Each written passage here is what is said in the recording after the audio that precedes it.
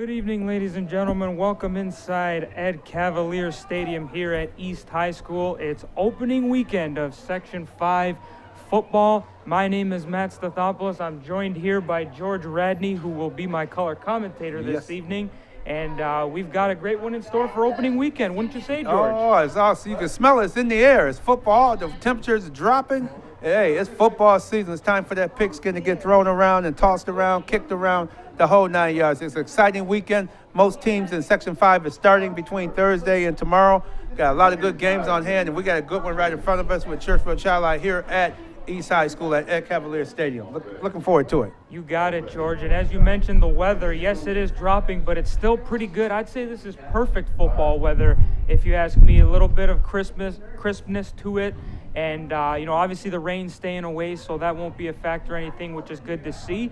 But, yeah, definitely looking forward to it. And, George, from your experience, with high school football and whatnot in the past, what can you tell us about Churchville-Chili and East High heading into this new season? Well, Churchville-Chili is a younger team. Is a senior team. They have more junior seniors. And I could tell they've stayed on the field a lot longer, running their plays and working to get sharp on the execution, because it's a high wind gust going from left to right. They were working on their running game. They were working on their fade, pass patterns. I think Churchville-Chili is going to come out with a passing game tonight, just judging by how they warmed up. East looked pretty interesting, too. They look like might be a running team tonight. They might run that ball a lot. So it could be a contrast of different styles of play tonight.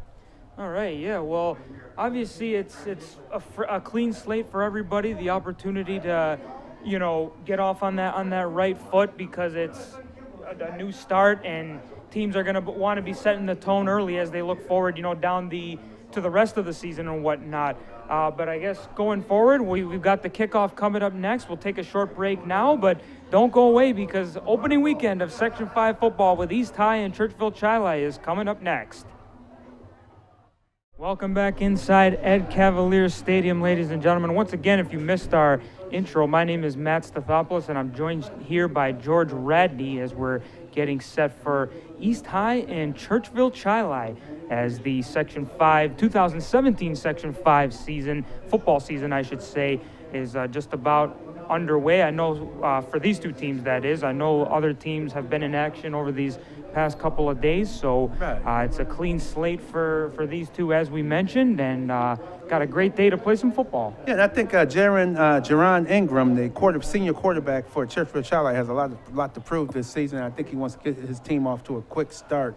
And I think you keep an eye on Chauncey-Chili at wide receiver, Eric Lewis on the outside, Corey Powell, another senior. So they're a senior-laden team, and I think you're going to see if these seniors can dominate early, to take charge early in this game, being on the road. You got it, George. And for those guys, ultimately it's their last chance to make an impact and go out on a good note. So you're exactly right. They're definitely going to want to prove themselves. Now, who do you see from the east side? I see Jalen Holmes, wide receiver. See what he can do tonight. Should be an interesting game with him out there, as well as Chris Washington, quarterback Anthony Gilbert. Should be, and also Defonte James Simmons. We got to work on James Simmons if he's at quarterback today as well. How they're going to play that? So right, it should be a good contest. Definitely. As you see both teams being introduced here at Ed Cavalier Stadium, the stands have filled up pretty well here. I know it was kind of a gradual fill-in, but good to see a good turnout, and hopefully they'll be making some noise and adding to the atmosphere. It's always good to see. That's one of the beauties of Section 5 football, just the following that it gets, and you can really tell how much people care and pay attention to it all throughout the season. Oh, it's big. Section 5 is really huge with not only football but the basketball. They do a fine job with all the sports, and that's why they're always well represented during the sectionals and also in the states throughout the season as well. That's right, George. Well, we've got a minute here. Might as well recognize both teams' coaches. For Churchville-Chili will be Troy Jeffers, and for East High will be Mike Militello, as those guys picking up right where they left off from training camp, which has been going for the last couple of months. Well, weeks. Weeks, I shouldn't say months. They only can start in August. Yeah. Don't get anybody in trouble here. But no, they start end of July, early August. Right. And now we will await the presentation of the national anthem.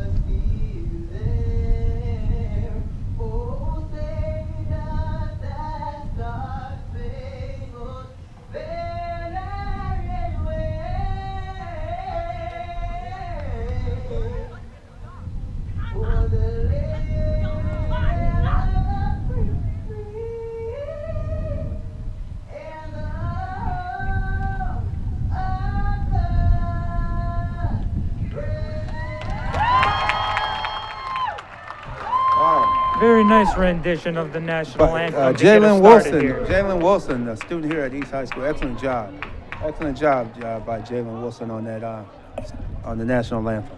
Great job indeed. It's great to see the students getting involved, even for little things like that, George. Whether it's expressing your talent, singing the national anthem. We've got a lot of students volunteering, running our cameras today. So yes, it's always a good thing to see. And also kids out there. Give a call. Talk to Todd Hall at down at City School District, or ask some of your teachers to get in contact if you have an interest in being a camera person or on-air personality or something involved in the television world.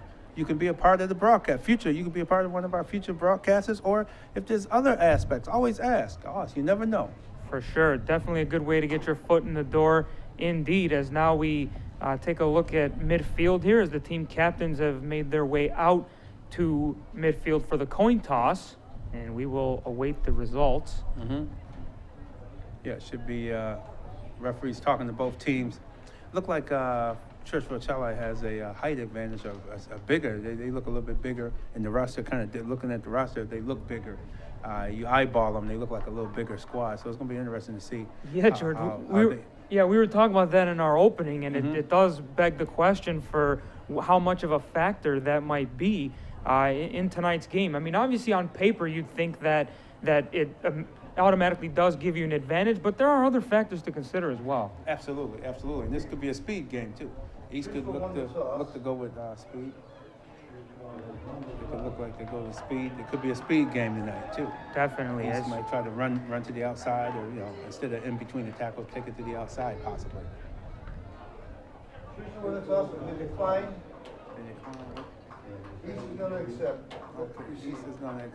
So yes, the Churchville-Chili Saints win the coin toss. They have elected to kick to start things off, which means obviously the Eagles will get the ball.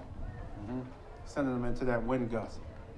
Yeah, they were checking their wind out. So I guess they feel their defenses can come out and make some plays, and they maybe that leads to what I was talking about in the pregame show, that Churchville-Chili wants to throw the ball.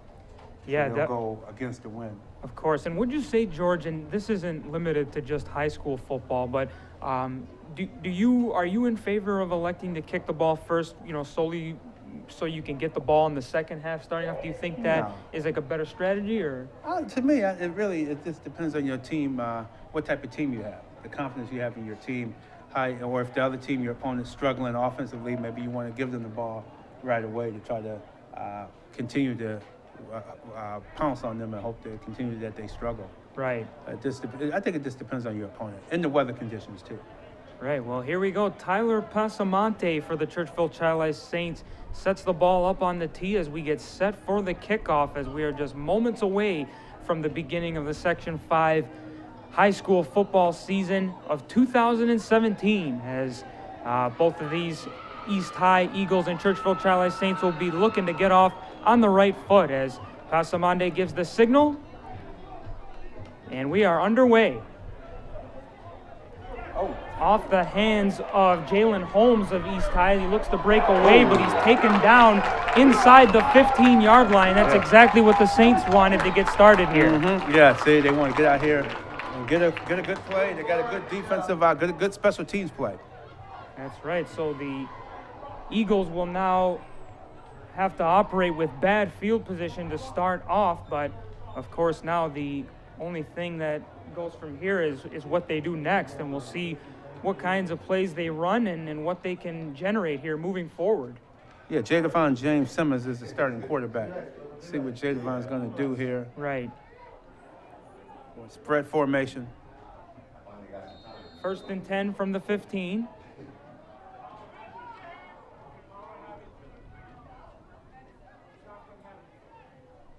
James Simmons lines up from the shotgun, gets the snap, and hands it off to Deljon Johnson. He's taken down for a loss. That was a Churchville-Chili is in a 4-3 defense, 4 defensive linemen, 3 linebackers, and the linebacker just shot the gap and bam, was right in the backfield to make the tackle. That's right. We haven't had the update yet. It looks like a gain of, or no, sorry, it's a loss of 5. You were right, George. Yeah, loss of 5 He was yards. in the backfield waiting on it. Yeah.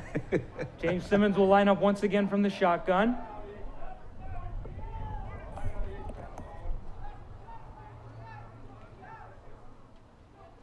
He gets the snap, goes once again up the middle. I couldn't catch the number on who that was, but it looked like he may have gained a yard or two, but not a whole lot, and it doesn't really help them out in this situation as we move to 3rd down, 3rd and 15. And those gold numbers on that purple background is not helpful for anybody in the press box trying to figure out who, right, what number, who's who on that east side there.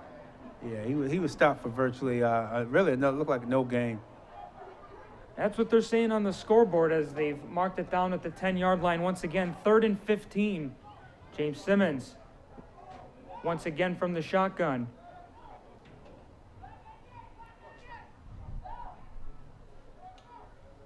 He steps back to pass. Looks downfield. He's got a man, but it hits the ground. Yeah, underthrew it. It was intended for Malik McCray, but that'll bring up 4th down. He was open. He had him there, but boy, he just didn't put enough mustard on that ball, on that pass. That's right, as now the punting unit will come on for the Eagles. As we're 3 and out. Yeah, quick 3 and out to start the game. Definitely what Churchville-Chili wanted. It started from the kickoff of not allowing any rushing yards right off the bat. So just what the doctor ordered for the Churchville-Chili Saints. As we're down to 10:22 to go here in this first quarter. Obviously no score as that was the first possession for either team. But on to punt for... that wind took it there. And it's punted up by Andre Jenkins. It gets to about the 40 where it's fielded by Corey Powell, who's going down the sideline and out of bounds just ahead of the 20-yard line. May have gone out at the 23, but that'll be good field position for the Saints. Yeah, and you saw how that wind is. It just took it from the snap. The ball just kind of fluttered back to the punter. He had to adjust to it, get a hold of it. And that was an excellent kick that he made under the circumstances. That's right, George. You definitely did your homework coming into this because you had mentioned that as well in the pregame, the wind being a factor. And, in the first couple of plays, we've already seen it as now the Saints will line up. I think they're going to be passing. I think they want to pass the ball. Right. Jaron Ingram loses the ball on the snap. Now he rushes it himself. He may have got back for about a yard, but he was eventually wrestled down and didn't gain much off of that bad snap. Yeah. No, not at all. He didn't gain much.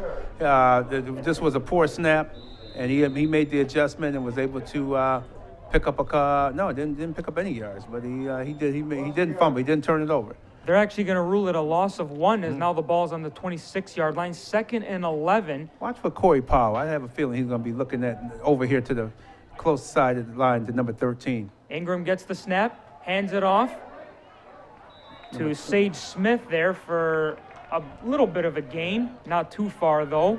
Good defense by number 79 and 78 there for East High. They both were in on the tackle.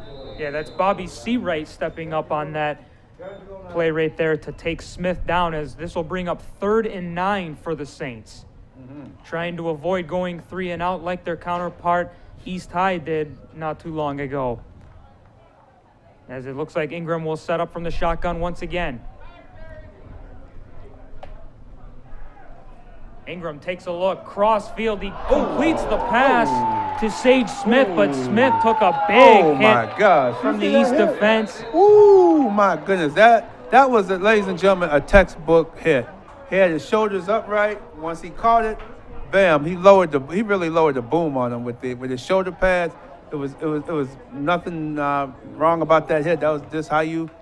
And unfortunately, the receiver was looking for the ball. He tipped the ball with one hand, and then when he gained possession, bam, he caught him while he was off balance. So he's gonna get a little attention there. Right. Sage Smith. Sage Smith, yeah. Like you said, George, it's obviously you don't want anybody getting hurt, but if you're East High on defense, you got to do your job, and your job is to take the guy down. And you can't take hitting out the game, even though you hear him even on the NFL games.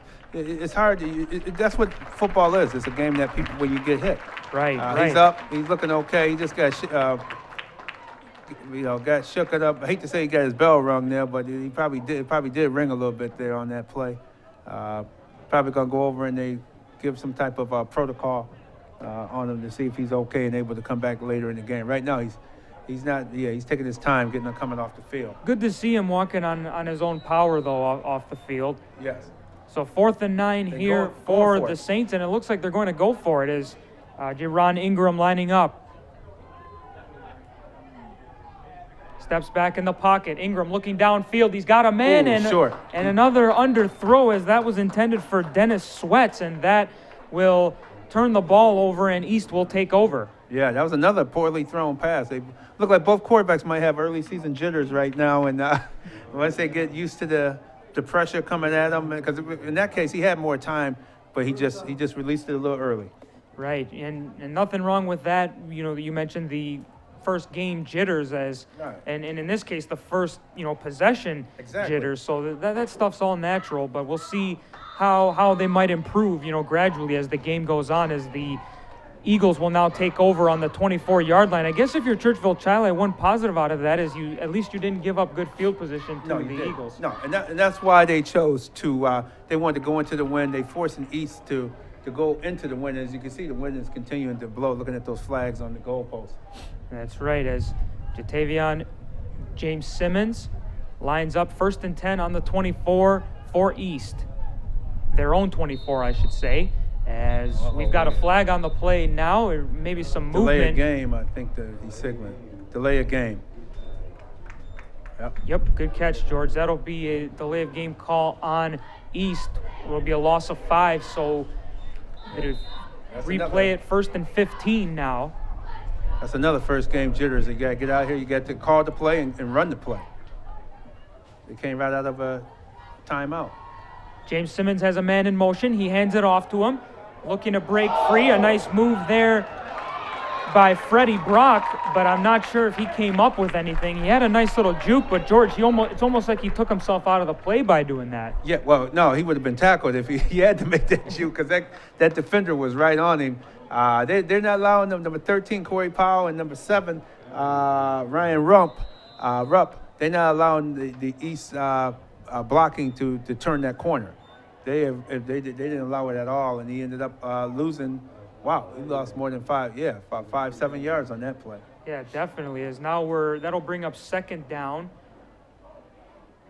And as we are just inside 8 minutes here in this first quarter, still no score. We're still looking for our first completed pass and our first rush of about, How about first down? Let's put it that way. Yeah, let's get a first down first. James Simmons with another handoff, a rush up the middle for a gain of about a yard. But once again, the Saints doing a great job blocking, putting that wall up, and not allowing much room for East to work with. No, not at all. They're a stout defensive line. Those guys are kind of big. The Churchnille-Chili, he's 210 pounds, 6 foot. He's playing almost like a nose guard. You got number 79 right next to him. He's a big guy. Will Zimmerman, he's 290. Wow. He almost 300 pounds. 3rd and 13 from the 18-yard line. James Simmons takes the snap. He steps back. He looks down the sideline. He's got Jalen Holmes making the catch and a gain, but they're going to be short of the first down. So the punting unit will come on for East. And hope that pass is now take away some of the jitters. He got a completed pass now. They had a couple of running plays there. So hopefully that can get the East offense a little bit going. But now they're going to have to punt the ball back to Churchville-Chili. Yeah, sometimes that's all it takes, especially for a guy like James Simmons. Maybe once he completes one, then his confidence is back and he's ready to go. But Andre Jenkins get ready to punt.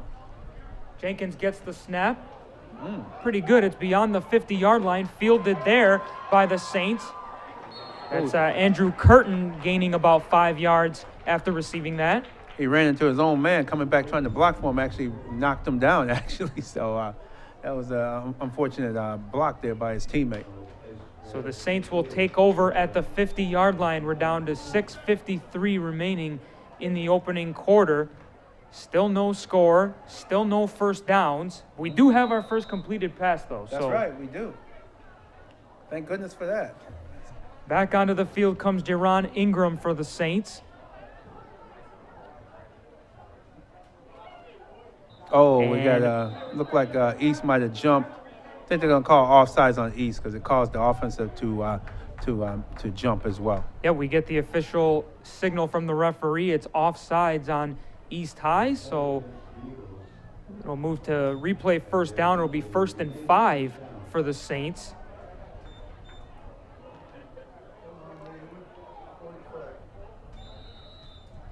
As Ingram steps up to the line and looks to move it along now. From the 45-yard line, a handoff there to Jared Mewborn, and he is tackled for a loss, and a big loss at that. Yeah, East is coming hard too on their defensive line. They're shooting the gaps. They're bringing extra people, and that's what you got to do. Sometimes when you're undersized, you bring some extra guys, you bring some linebackers. They shot the gap and sent them for like a 4-yard loss on the play. Right. Yeah, I was just about to say it looks about a 4-yard loss, and as evidenced by it being now 2nd and 9 for the Saints from the 49-yard line. That was by James Simmons, the quarterback. Actually, he's playing linebacker on defense. Made that tackle. Ingram steps out to his left. He's got a man. It's Dasani Constantine picking up the first down and then some for the Saints. Nazi Tisdale, I think that is. Oh, I'm sorry. I'm mixing up teams here. Yeah, sorry about that, George. Yeah, Nazir Tisdale for the Saints. My apologies on that for Churchville-Chili and East mixing up the teams there. But a great reception by Tisdale to get the first down for the Saints is now on 1st and 10. A good pitch there to Jaron Mewborn with a big gain on that run.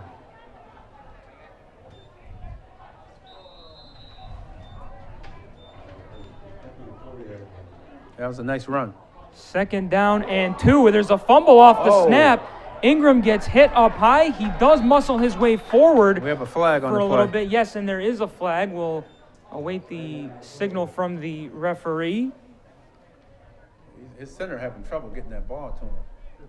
Yeah, it was a bit of an awkward snap, as here we'll take a look at the referee's call. Face masking on East. That's too bad because the East had him, and somebody got a little excited and grabbed the face mask.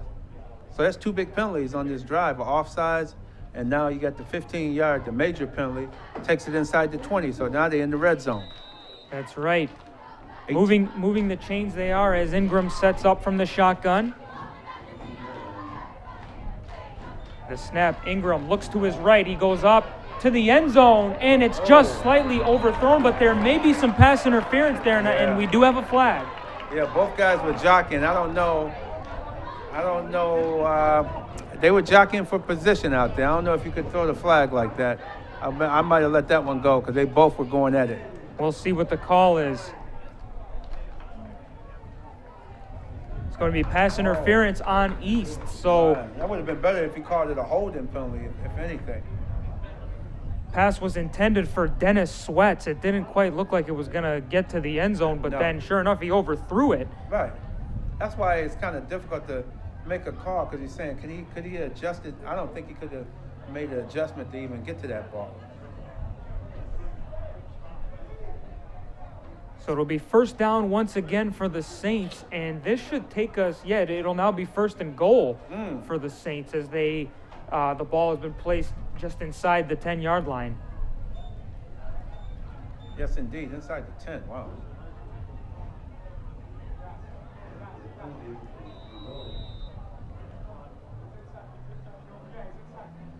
Ingram sets up.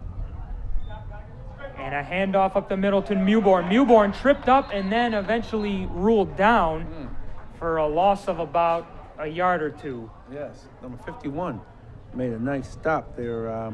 Charles Brown, nice play. Came into the backfield and made the tackle. Jerron Ingram running over to the sidelines real quick to have a word with the coaching staff. We'll see what the coaches told them and if Jerron can execute it.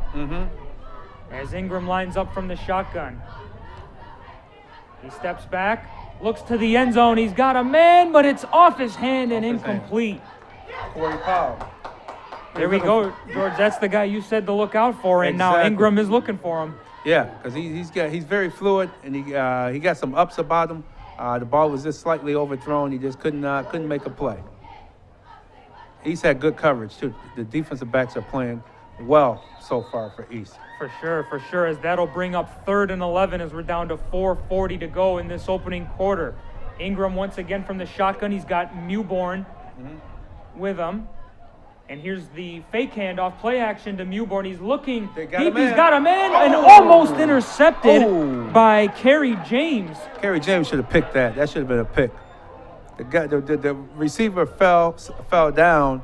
The receiver was open, but he fell, and the defender had a chance to just pick it right off. I believe the pass was intended for Churchnille-Chili of the Saints, and then Kerry James coming out of nowhere looking to pick that off and just missed it. He did have to jump for it, so maybe that played a factor, but that'll bring up 4th and 11. I think he was going to make a hit on the receiver, and then when the receiver went down, that kind of threw everything off. Right. He's looking to make the big hit and not the interception. 4th and down. Here they go. The Saints will go for it here on 4th down as Ingram lines up from the shotgun. And the snap is low, and down goes Ingram as he couldn't handle the snap, and a big stop for East High on 4th down. Churchville-Chili coach is livid about that. I mean, he's hot. I don't blame him. The center and quarterback should be in sync, and that's about the 3rd or 4th fumble snap that we've had. He should make them over here start snapping it and working on it. That's our way our coach used to do. He used to make you fumble that in the game, you come to the sideline and start snapping. I agree with you. Until the coach said, all right, that's enough. And he have you snap all the way to the next series. I agree, George. You know, that's something that should be a given for the center and the quarterback to be in sync. But nonetheless, East High will take over from the 20-yard line. It's 1st and 10 as we'll get another look at Jatavion James Simmons lining up from the shotgun. James Simmons gets the snap, a quick handoff, a run up the side and out of bounds at about the 28-yard line, and a pretty good gain there for East High. For Freddie Brock, number 8, Freddie Brock with the run. That was a nice run. Looked like he was going to get knocked out of bounds, but he just kept going. He kept picking up. That's the best run of the game so far. For sure, as we're not sure what it is that he saw, but obviously some open space down the right side, so that's at least something to work with here as it's now 2nd and 2 for East. James Simmons with the calls. He'll take it himself up the middle. He's quickly approached, though, and brought down by Ricky Allen, the junior defensive lineman for the Churchville-Chili Saints. What a stop. Nice stop. This is a very good, what I like, a good defensive game here. Both teams' defenses are very aggressive. They're not afraid to come in and make a play, and that's what's going on so far. That's right, George. It's nothing wrong with appreciating good defense, as that's what both teams have displayed here so far, as we're down to 3:50 remaining in this first quarter. Still looking for the game's first points, as You notice on the sideline, the guy throwing the ball low for the quarterback to get it, like he's expecting every snap to be low. Right. It's interesting what kind of practice they're doing on the Churchville-Chili sideline. Oh, Right, now yeah. his snap is Meanwhile, low. there's a bad snap for East, and trying to get away from it is James Simmons, and he's Might have eventually fumbled. brought I think down. he fumbled the ball. Yes. Fumble. It's a fumble. Now a big scramble for It was picked up by number 8.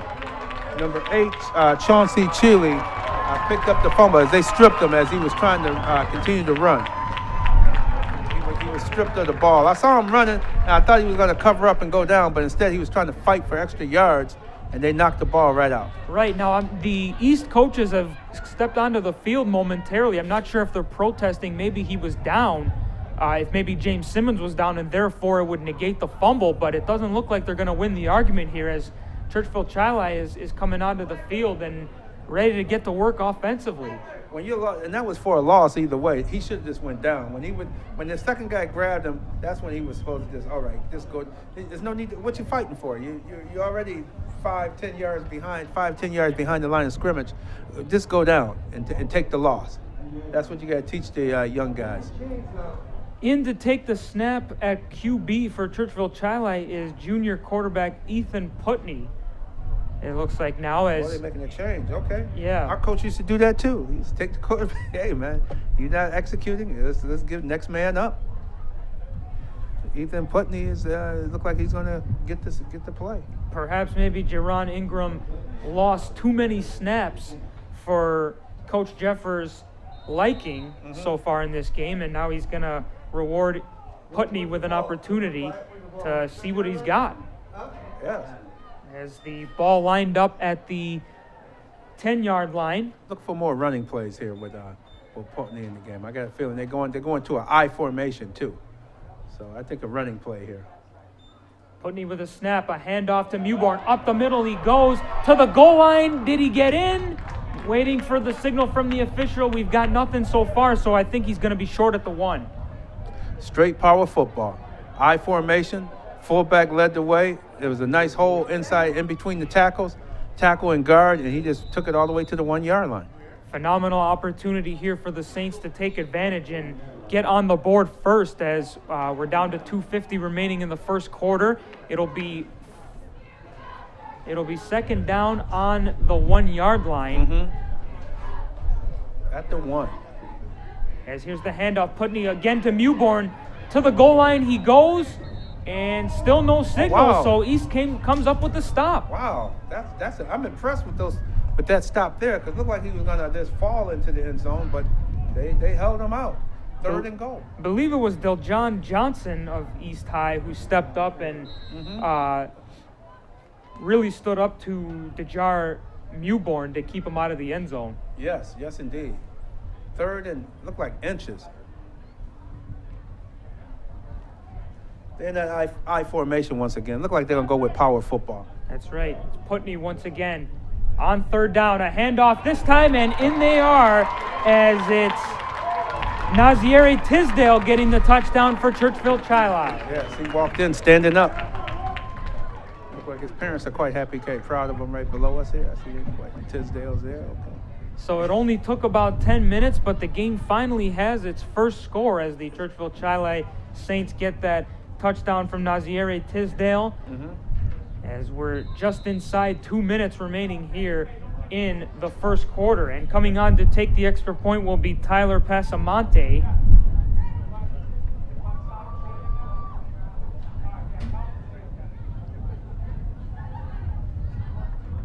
The kick is up, and it's good. Pretty good.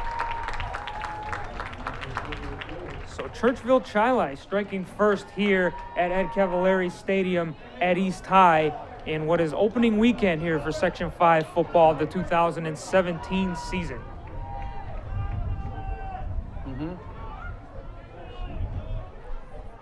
All right. And now they got kickoff. It's getting windy. Boy, it's getting darker too. Look like we might have some. That American flag is waving quite briskly all of a sudden.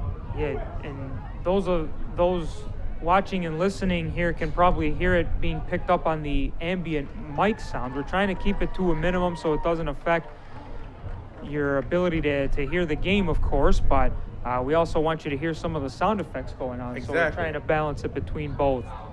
But that was power football. The turnover set it up, and that might be what's going to be the difference in today's game, turnovers. That could be it. Because that one sure did set it up, the fumble, set it up for a short field, and they used power football to get the score. That's right, as Pasamonte will line up for the Saints as he gets set to kick it off. Offside. He kicks that in. Offsides already. This one will come back. Well, the penalty will be enforced at the spot of the ball, I would assume at that point. He's but calling a legal procedure, so he stopped them before they even kicked the ball off. So somebody must have really oh, okay. started their approach to the ball. So it looks like then it'll be a re-kick for the Saints and Pasamonte.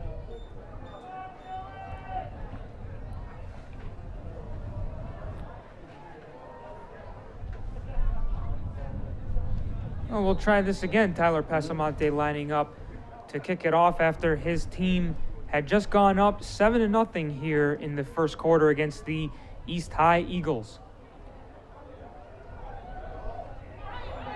Kick is fielded by East, looking to gain some yardage. There is, looks like Freddie Brock. Yeah, Freddie Brock trying to get loose. Pretty good return there as he's stopped just shy of the 39-yard line, so pretty good field position to work with here for East as they look to put something together before the end of the first quarter. Yes, indeed. East got to get it going. They got good field position. This will be a good time for them now to hopefully improve on their execution. And keep in mind, they're going into the win, so maybe they have to run the ball a little more. Certainly something to keep in mind. Some confusion there. The quarterback is hollering. Yeah, he's screaming for the guy to get into the backfield. But it looks like James Simmons has the guys out there who he wants as he gets set. 1st and 10 from the 38 for East. From the shotgun, James Simmons looks downfield, and that's way overthrown and incomplete, of course. Yeah, that's way overthrown. Yeah, that wind is taking that ball off. Tough to tell from up here who that was intended for, but either way, they don't get any yards out of it, and it'll bring up 2nd down.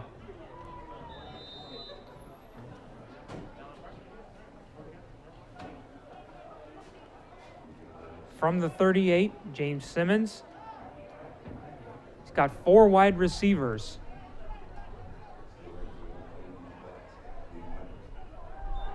He gets the snap, looking downfield, and almost took the just head shy. of the line. The referee almost got his head taken off. The ball came right in. That's right. That pass was intended for Jalen Holmes, but just came up short, and it'll be incomplete and bring up 3rd and 10 once again for East. Yeah, I think he should try to run the ball to the outside because use their speed. I would be trying to get the ball, fake a pass, and get the ball and try to turn the corner. Now James Simmons with an empty backfield on 3rd down. So you can pretty much put a few things together and know what's coming as he gets set. The snap, James Simmons wheels out to his left, looking downfield. He cuts back, in some trouble, and eventually brought down for a loss of yardage. That'll bring up 4th down. Yes. Yeah, he didn't have much help there. Maybe, the way the pressure is coming, they may consider going with some screen passes just to help alleviate some of that rush because they're just coming at him every time. Right. Do you think, George, that he was looking at potentially taking off and running on his own? Oh, definitely. Okay. Yeah, because he's not able to see what's going on because he's under so much pressure. He's just trying to do the best he get away with it, run with the ball, and not turn it over. Right. Punting unit is on for East as we are inside the final minute of this opening quarter. 7-0 Churchville as they get set to receive the ball. Wind got it again. Bit of a short punt. It lands at the 50, so East will try and down it as quickly as possible, and they do so as gobbling that one up was Zaire Gray.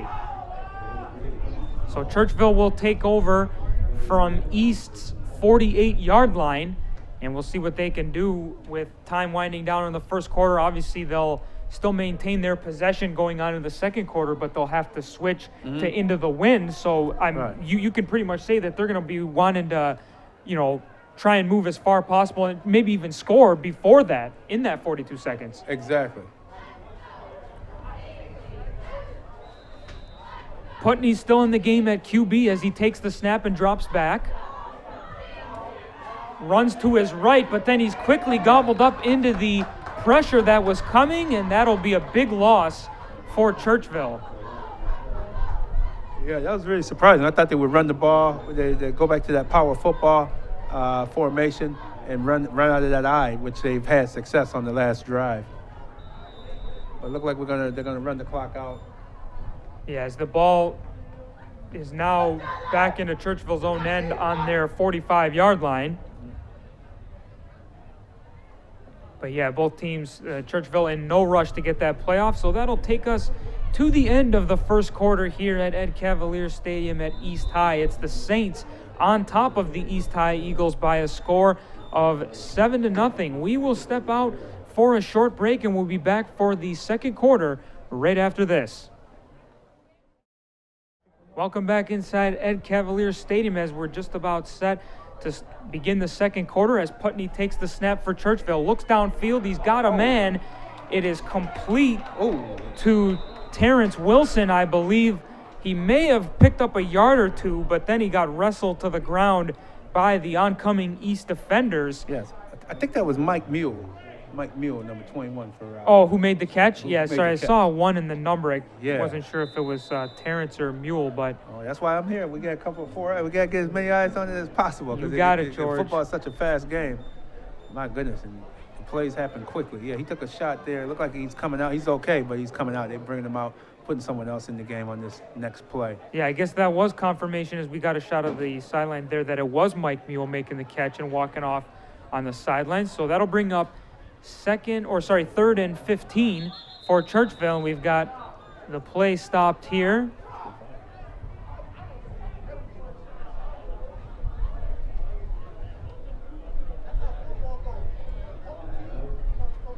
And it's going to be a timeout taken by the Saints.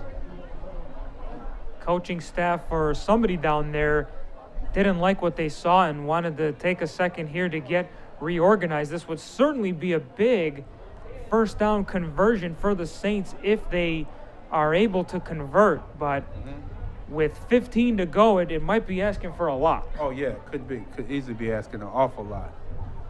Third and 15, East is playing good ball, good defense, so it should be interesting. This might be, but now keep in mind, Churchville-Chili is now going into the win. So now those passes are not going to be as precise as before. That's right. That's something we were mentioning all first quarter. So we'll see how it might benefit East going forward. But either way, here's Putney on third down lining up from the shotgun. He's got 3 wide outs as he steps back. And now he'll go forward looking to pick up some yards. He does. Close to the first down. I think he's going to come up short. Just short. I think he's going to come up just short of the first down. They may even go for it on 4th and 1. I would say so. At that point, if after a big play by Putney like that, you might as well let him finish what he started there as we're waiting for an official signal from the official. Well, they put the ball down, so it is going to be short. Yeah. 4th and about 2 yards. I think it's less than 2. Yeah, it is. It's probably like 1.5 if we're trying to be ultra precise. But either way, it's 4th down with a little to go. Let's see what Churchville's got as Putney takes the snap, a handoff up the middle, and they get the first down and then some. To the 20, to the 15, 10, and into the end zone goes Mike Muley. Yes, and he broke containment and he was gone. Broke the containment. That usually happens. East got a good push inside. They missed him in the backfield. He broke it to the outside and was gone. So a little bit of a risk taken by Churchville-Chili, but sometimes you've got to take that risk to get a big reward, and that's what they did here. And now they're sitting a little bit more comfortably with that 13 and assumingly 14 to nothing lead as we get set for them to take the extra point here. But what a run by Mike Muley and a great play and a great play call, I should say, by the Churchville offense.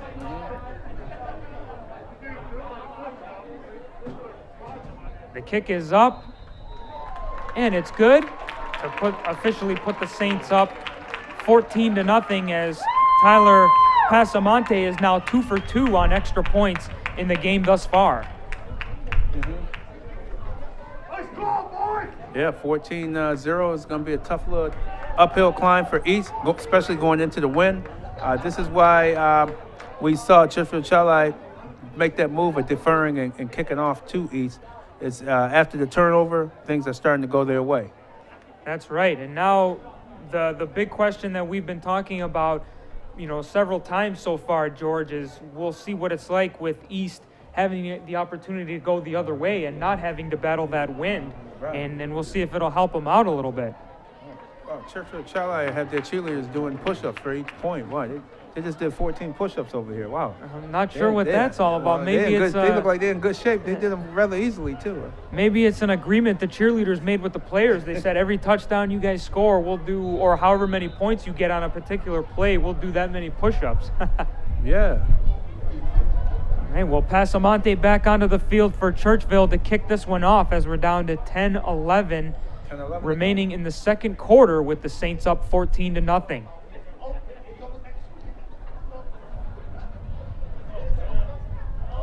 Oh, and this one is completely botched by Freddie Brock, and he's in his own end zone in some trouble. No. Can he get out? No.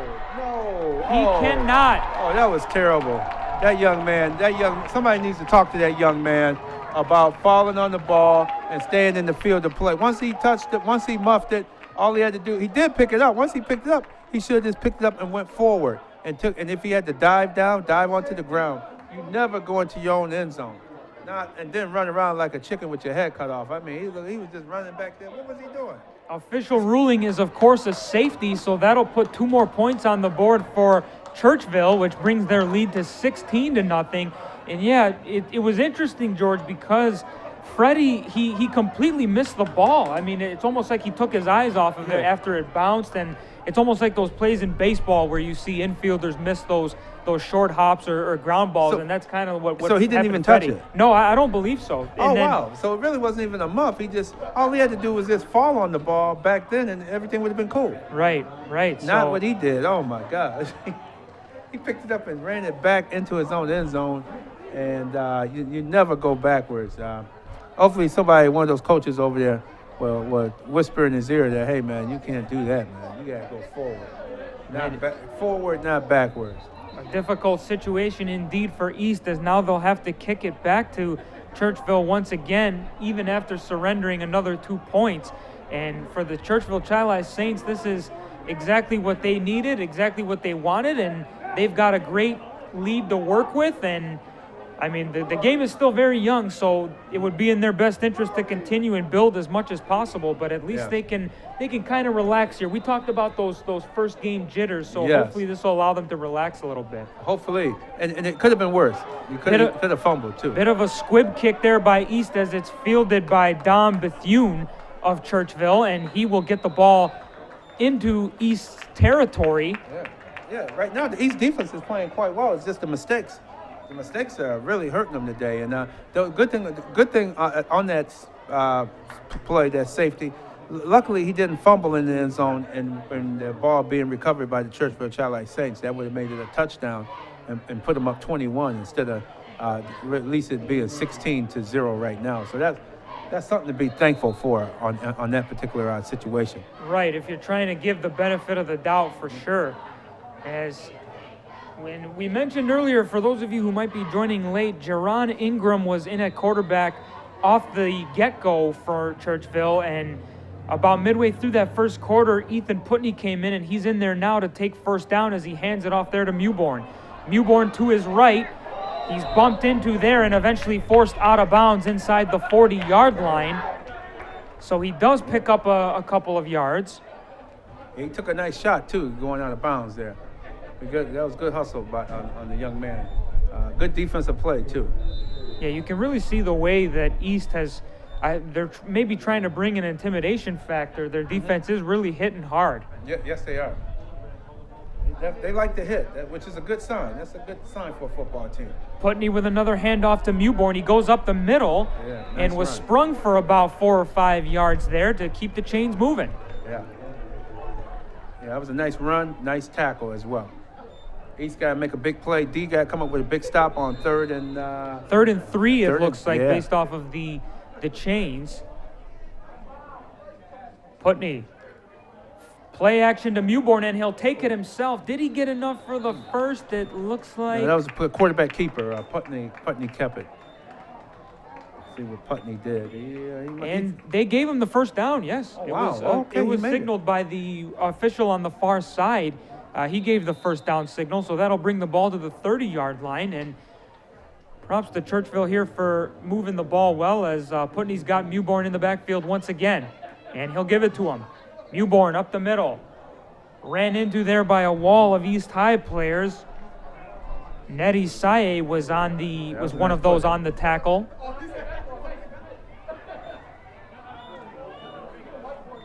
And they are going to give Mewborn a gain of 1 on that play, with the ball now on the 29-yard line, as this will bring up 2nd and 9.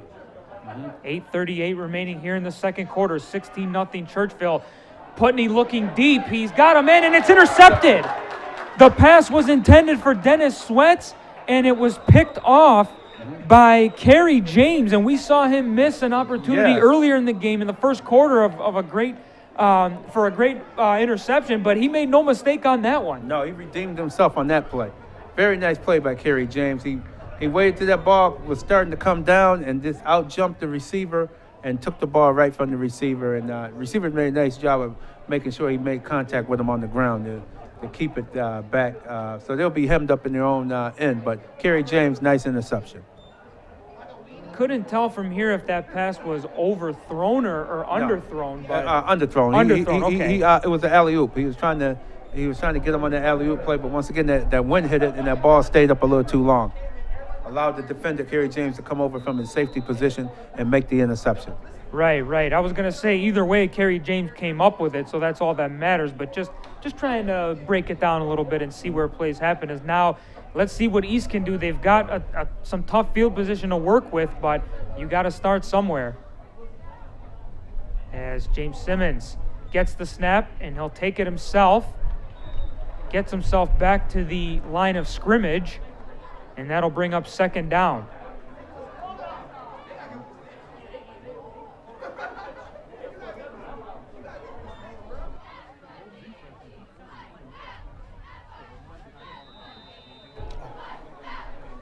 So they are going to give James Simmons a gain of 1 on that last play. That'll bring up 2nd and 9 for East. Yeah, they backed up in their own zone at their own 6-yard line, so they don't want to be too fancy down at their own goal line. Obviously, you want to be careful with any passes, too. In the event of a turnover, it could set up some unfortunate situations. But there's the handoff, and once again, it's James Simmons taking it. He got it over the 10-yard line. He got a nice little gain there. That's what they got to do: inch their way out of the from under the shadows of their own goal post. Right. That'll bring up 3rd down, and it doesn't look like they're gonna give them any gain on that one. Or actually, no, I'm sorry. Yes, they are. Because it's now 3rd and 3. Mm-hmm. Yeah, this is a big play here. They need to get a first down. To keep this drive alive and give them some better field position. 3rd and 3 from the 11. James Simmons in the backfield. And he steps back to pass, looks to his right. He's got a man. It's complete. Nice pass. Best pass of the day for James Simmons. That's the first down, too. And it looks like that was complete to, was it Freddie Brock, number 8? Yeah. Yes. Freddie Brock is becoming his go-to guy this evening. That was a nice play, nice pass and catch. Redemption by Freddie Brock for coming up with that catch, as opposed to him missing the kickoff from earlier. That is the reason why it's 16-0 as opposed to 14-0. Mm-hmm. But let's see if he's going to get some momentum here, as James Simmons will line up from the shotgun once again from the 19-yard line. A quick handoff, and not much picked up there. Not much at all. as it looks like it was Tahir Gano on the run there for East. Yeah, 2nd and 10. East got to start moving the ball. They're using a lot of clock. They used over 3 minutes. Right. A couple on this drive already. Right. I was just going to say we just hit with 6 minutes remaining in this second quarter, and they're going to call it 2nd and 11 to go for East here with the ball on the 18-yard line as James Simmons gets set from the shotgun. He'll take it himself. He goes up the right side, but he's quickly bombarded by oncoming linemen, and he went nowhere. Oh, no, I think they need to start running behind that. Jackie Williams, number 77, he comes in at 330 pounds, and you got Bobby Seawright, number 78. I don't know. I go between those tackle and guards right there. Those are two big cats out there. I'll get that ball. I would run between those two guys instead of going to the other side of the offensive line. 3rd and 9. Here they come. Another time for another big play. It happened last time. Let's see if they can match it once again. It certainly would be big, as now James Simmons is going with an empty backfield and plenty of wideouts and options to go with. And we've got a whistle now to stop play. East called timeout. Okay, there we go. Yes, so timeout East, and they'll get reorganized and stop the clock as well, and we'll see what they can draw up here. What do you, George, what would you go to in this kind of situation? You know, you're back in your own end, you still got 9 yards to gain. Do you try maybe a quick slant? Do you lob it up for a post route for your receiver? What would you suggest? I would be going after that Freddie Brock. He's hot right now. He's upset. He made a nice play, made a couple mistakes, but he's out there hustling. I would give him a ball, give him a shot at it.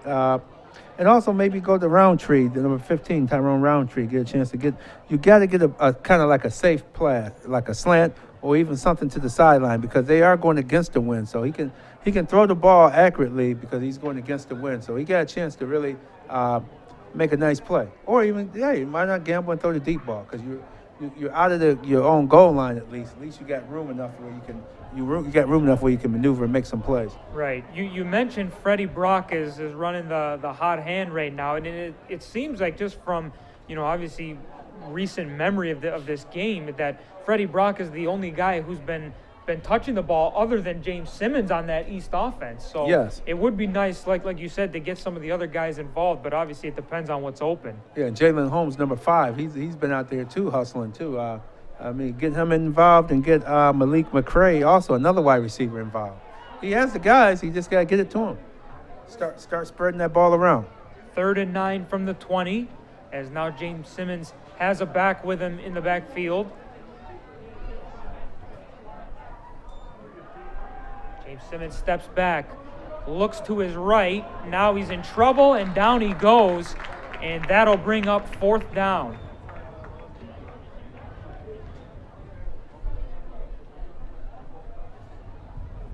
Couldn't tell from here who was on the tackle for Churchville-Chili, but whoever it was did their job, and the Churchville defense did their job on that series of downs. Yeah, they might have to roll him out the pocket a little bit in the second half. Roll James Simmons out so that he can buy himself a little bit more time. Because right now he's not getting enough time to even look down the field. Right. Let alone make a decision on who he wants to go to. And obviously that's always difficult for a quarterback. You can't be expected to make plays if you're not given time to make those plays. Not at all. Not at all. As East has the punting unit on and quickly approach. Block. And they block. The block punt by Churchville, and into the end zone they go. That's going to be Naziere Tisdale picking up the block punt and running it into the end zone to add to Churchville's lead. Yeah, Naziere Tisdale is having a heck of a game.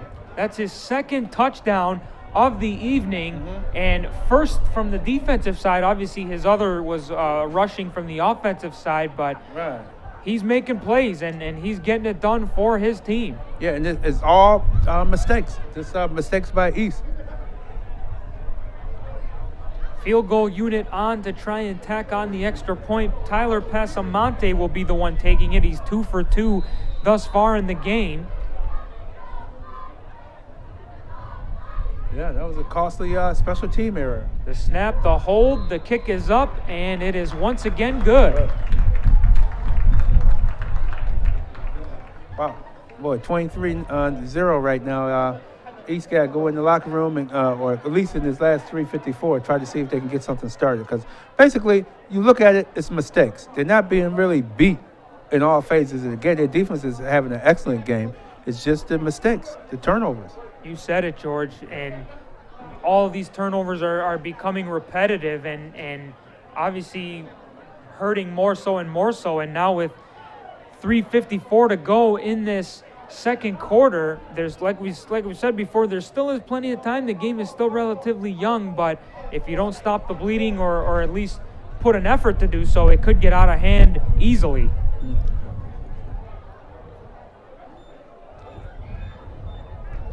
As the kicking unit will be on now for Churchville, Pasamonte will look to send it as far as he can go as he's getting it into the wind. There's an American flag right in front of us in the booth that's been constantly blowing to our left, and it's been standing straight up. That means the wind has been howling pretty well for a good chunk of this game. Oh, yeah, and it's only getting worse now. You're getting a lot. That wind is getting there. The lights are starting to take effect on the field, so we're starting to get into a night game.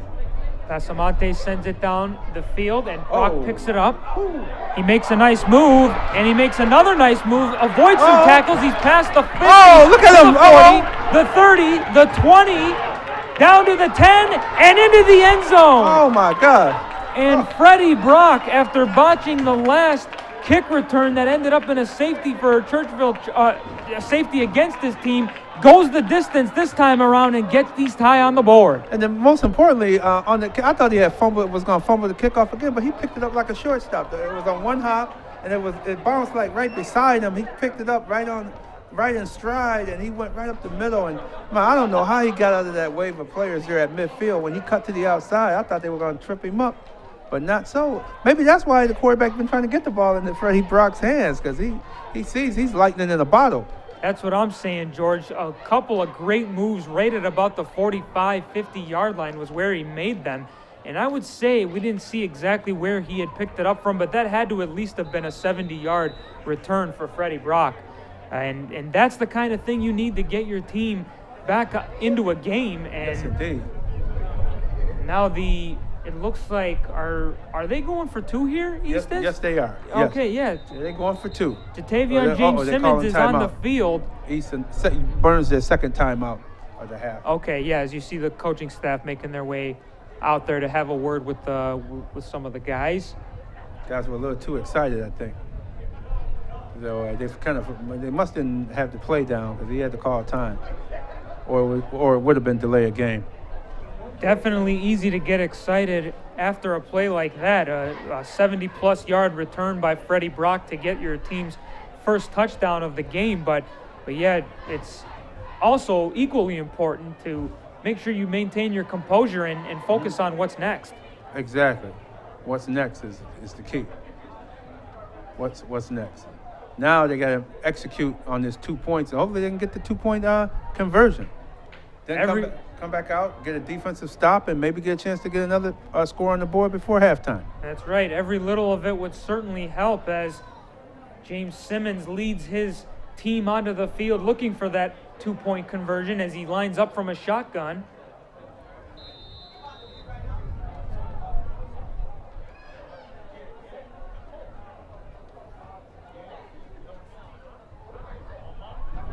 James Simmons wheels to his right. He looks into the end zone, but that's going to be ruled incomplete as it hit the ground well beyond its intended target. Yeah, Malik McCray. He was trying to hit Malik McCray right at the goal line, but it was just too tight of a area, and that ball, he just bounced that ball off the turf.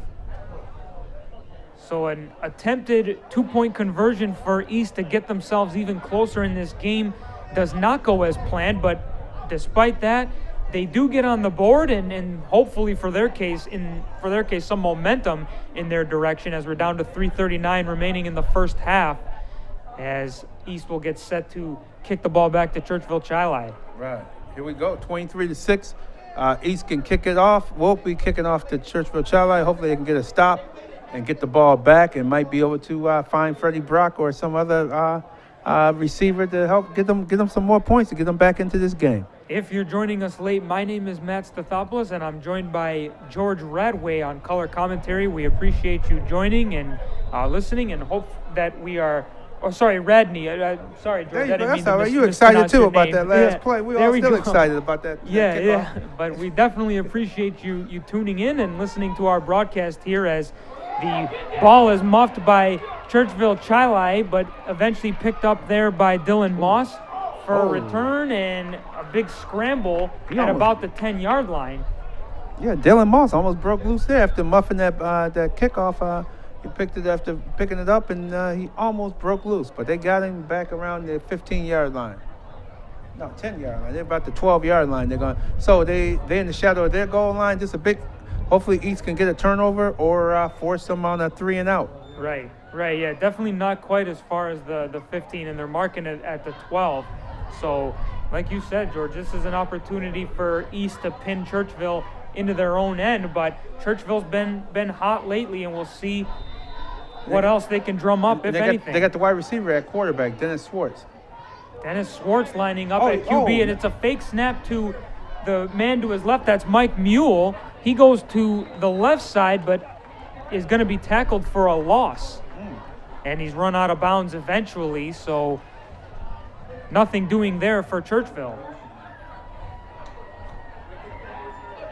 Now he's sending Eric Lewis in. I think Eric Lewis going in at, no, who's going in at quarterback? Eric Lewis is going in, and Dennis Sweats look like he's still going to be Dennis Sweats look like he's going to stay at quarterback. Number 3, Eric Lewis, was definitely just put into the game. We'll see who's lined up at the QB position, and it does look like it's going to be Sweats. Yeah, Sweats will start from the shotgun. I don't see Ethan Portney on the sideline. I'm looking for number 6. I don't see him on the sideline who came in. And we'll keep an eye on that, but there's the snap to Sweats. He looks to break free on the left side, but he's not going to as he's quickly approached by the oncoming East defenders and taken down. What's that, George? There's Putney. Yeah, okay, we see him. He was behind the coaches there, coaches and players, so he's still active there. Right. This is going to be 3rd down and 14 from the 9-yard line. Churchville in their own end looking to come out with it as we are approaching the 2-minute warning. I think they'll take it down to that. Or maybe they'll get a playoff before. I think East has one more timeout left. So they want to conserve that last timeout. Under 2 minutes. Here we go. Oh, he's running with it. Putney trying to come away with it. He does, and then he's taken down just before the 15. So a gain of a little bit, but not enough to come up with the first. Yeah, Putney didn't want to put it up for grabs. He didn't want to force a turnover. So that was a smart move, tucking it away and trying to pick up as many yards as he could. Right. Yeah. But I got to go down there so I can. So East did use their last timeout. Yes, I was going to say the clock is stopped at 1:43 remaining here in the second quarter. So I guess that's a smart move. East wants to preserve the clock as much as possible because they probably feel like they can get some plays off and get a couple more points. They got plenty of time. Before this half is over. Yeah. Plenty of time. If they get the ball around midfield, oh man, they got all kinds of time. 1:43 left. They can work the ball downfield. DeJare Mewborn coming in off the sidelines for Churchville. We'll wonder what that means. Maybe they've got some kind of trick play up their sleeve, but we will see. Yeah, although it does look like the punting unit is on.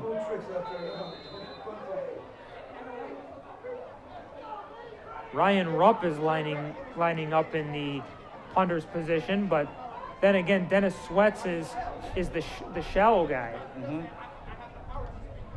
The snap goes to Rupp, and he will kick it away. Fielded there by Brock. Oh, here he comes again. Makes his way to his right, but he's tripped up at the 40-yard line. That's a great play by DeJare Mewborn. Not only is he a running back, but he can make plays defensively as well. That's what you got to do. I think Churchville-Chili Saints were on their toes. They saw Brock with the ball, and they said, hey, he's not going to score this time. And that's what they did. You could see a little bit extra hustle in the Saints players on that punt. I think their head coach or their special teams coach had a word with him on the sideline. That's right, yeah. And now with 1:32 remaining here in this first half, it's pretty good field position for the East High Eagles. Let's see if they can drum something up here. They're down 23-6, and they'd certainly love to go into the second half with some more points to their name, as now James Simmons lines up from the shotgun from the 41. A handoff down the left side, and a gain of nothing there, as trying to get a number on who that was. That was Freddie Brock once again on the run. Yeah, it was no gain. They got. I'm surprised they're taking too. Their plays are taking too long to develop. They got to just do like a power sweep or something where they can just take off rather than do that extra. It's taking too much time. Right, we'll see what they got here as James Simmons once again on 2nd and 10 from the shotgun. Wheels to his right, gets hit as he throws. He's got a man though, and it's complete nice for the catch. first down. And that is Freddie Brock. What a half Freddie Brock has had so far in terms of offense. Or wait, is that number 5? Yeah, no, I think it might be number 6. It might be Kenny Wilson. Yeah, these numbers are really bad. Yeah. Jeez, East High, please do us a favor and at least make your numbers a little bit brighter for us broadcasters. Yeah, darker. They bright. It's like a gold jersey, a gold number on a blue background. 1st and 10 from the 29. A low snap, picked up though by James Simmons. He tries to get away, and now he loses the ball, but I believe it's quickly picked up there by his lineman. Yeah, it's picked up there by Number 28. Deljon Johnson. Yes, so East High will keep the ball down to 16 seconds remaining in this first half. Did they get the snap off? We've got a whistle. Yeah, they're wasting too much time. Oh, and now the play was continuing? I'm confused here. I don't know. Because we definitely heard a whistle, but then East High coaches ran onto the field and told their guys to keep going with it. And East High coaches just coming out of the box right above us, and they're fired up. They don't like what they're seeing either. So they're going down to the locker room to have a talk with these young men as well, because they're not executing like they should. Probably best to stay out of the coach's way, huh, George? Yeah. Oh yeah, you saw me move out of his way. Yeah. I moved out of his way for sure. 13 seconds. Well, why isn't the clock running? The clock should be running. 13 seconds. I think they had to go here. I think they had to reset the clock. I think they had to reset it. I think that it's because they didn't have. They're out of timeouts. I don't know why. It's not being reset. The referee hasn't given the signal for the clock to start. The referee got to give the signal for the clock to start. Right. He has not. Now he's giving the signal. Okay. There we go. Now the Churchville coaching staff was infuriated because of that. And now East is why is East not snapping the ball when they should have snapped that ball? As soon as the referee got from over the ball, you gotta snap it. Now there's a whole lot of confusion down on the field as multiple people are looking for explanations, but the clock reads 8.2 for right now, and East will get set, and the clock is going. Why wouldn't he snap the ball? James Simmons now snaps it. This is going to be the last play of the half, barring any penalties. He throws it up for the end zone. Oh, and the pass was intended for Malik McCray. He may have been interfered with. Yeah, he was. He was knocked down. But number 5 for East High, Jalen Holmes, he should have read that play. He stopped his route. If he would have kept his route and ran behind, and once the East receiver was knocked down, he could have caught that ball because he was the only guy there left in the end zone, in the back of the end zone. But instead, he stopped his route like at the 2-yard line to watch the play. See, if you want to watch the play, you get on the sideline and watch the play. If you want to play, when you step on between those hash marks and go onto the field, you become a player, not a watcher. And they need to talk. They got to see that on film. He was watching the play, Jalen Holmes. If he would have ran down there and that play happened and he would have read what was happening, he could have caught that ball by himself for a touchdown. That's a great observation, George. It just goes to show how much of a difference those little things matter in games like this. But yeah, it was you can see the. And he's a senior too, so I'm surprised as a senior he did not. For him to cut his route out like that, And they're arguing about the clock. It was a problem with the clock. Right. But I think they were also arguing they wanted a pass interference call on that last play. Right. But obviously they didn't get it, and that has taken us to halftime here at Ed Cavalieri Stadium at East High. It's the Churchville-Chili Saints on top of the East High Eagles by a score of 23-6. For George and myself, we will see you at halftime, for the start of the second half after a brief message from our sponsors.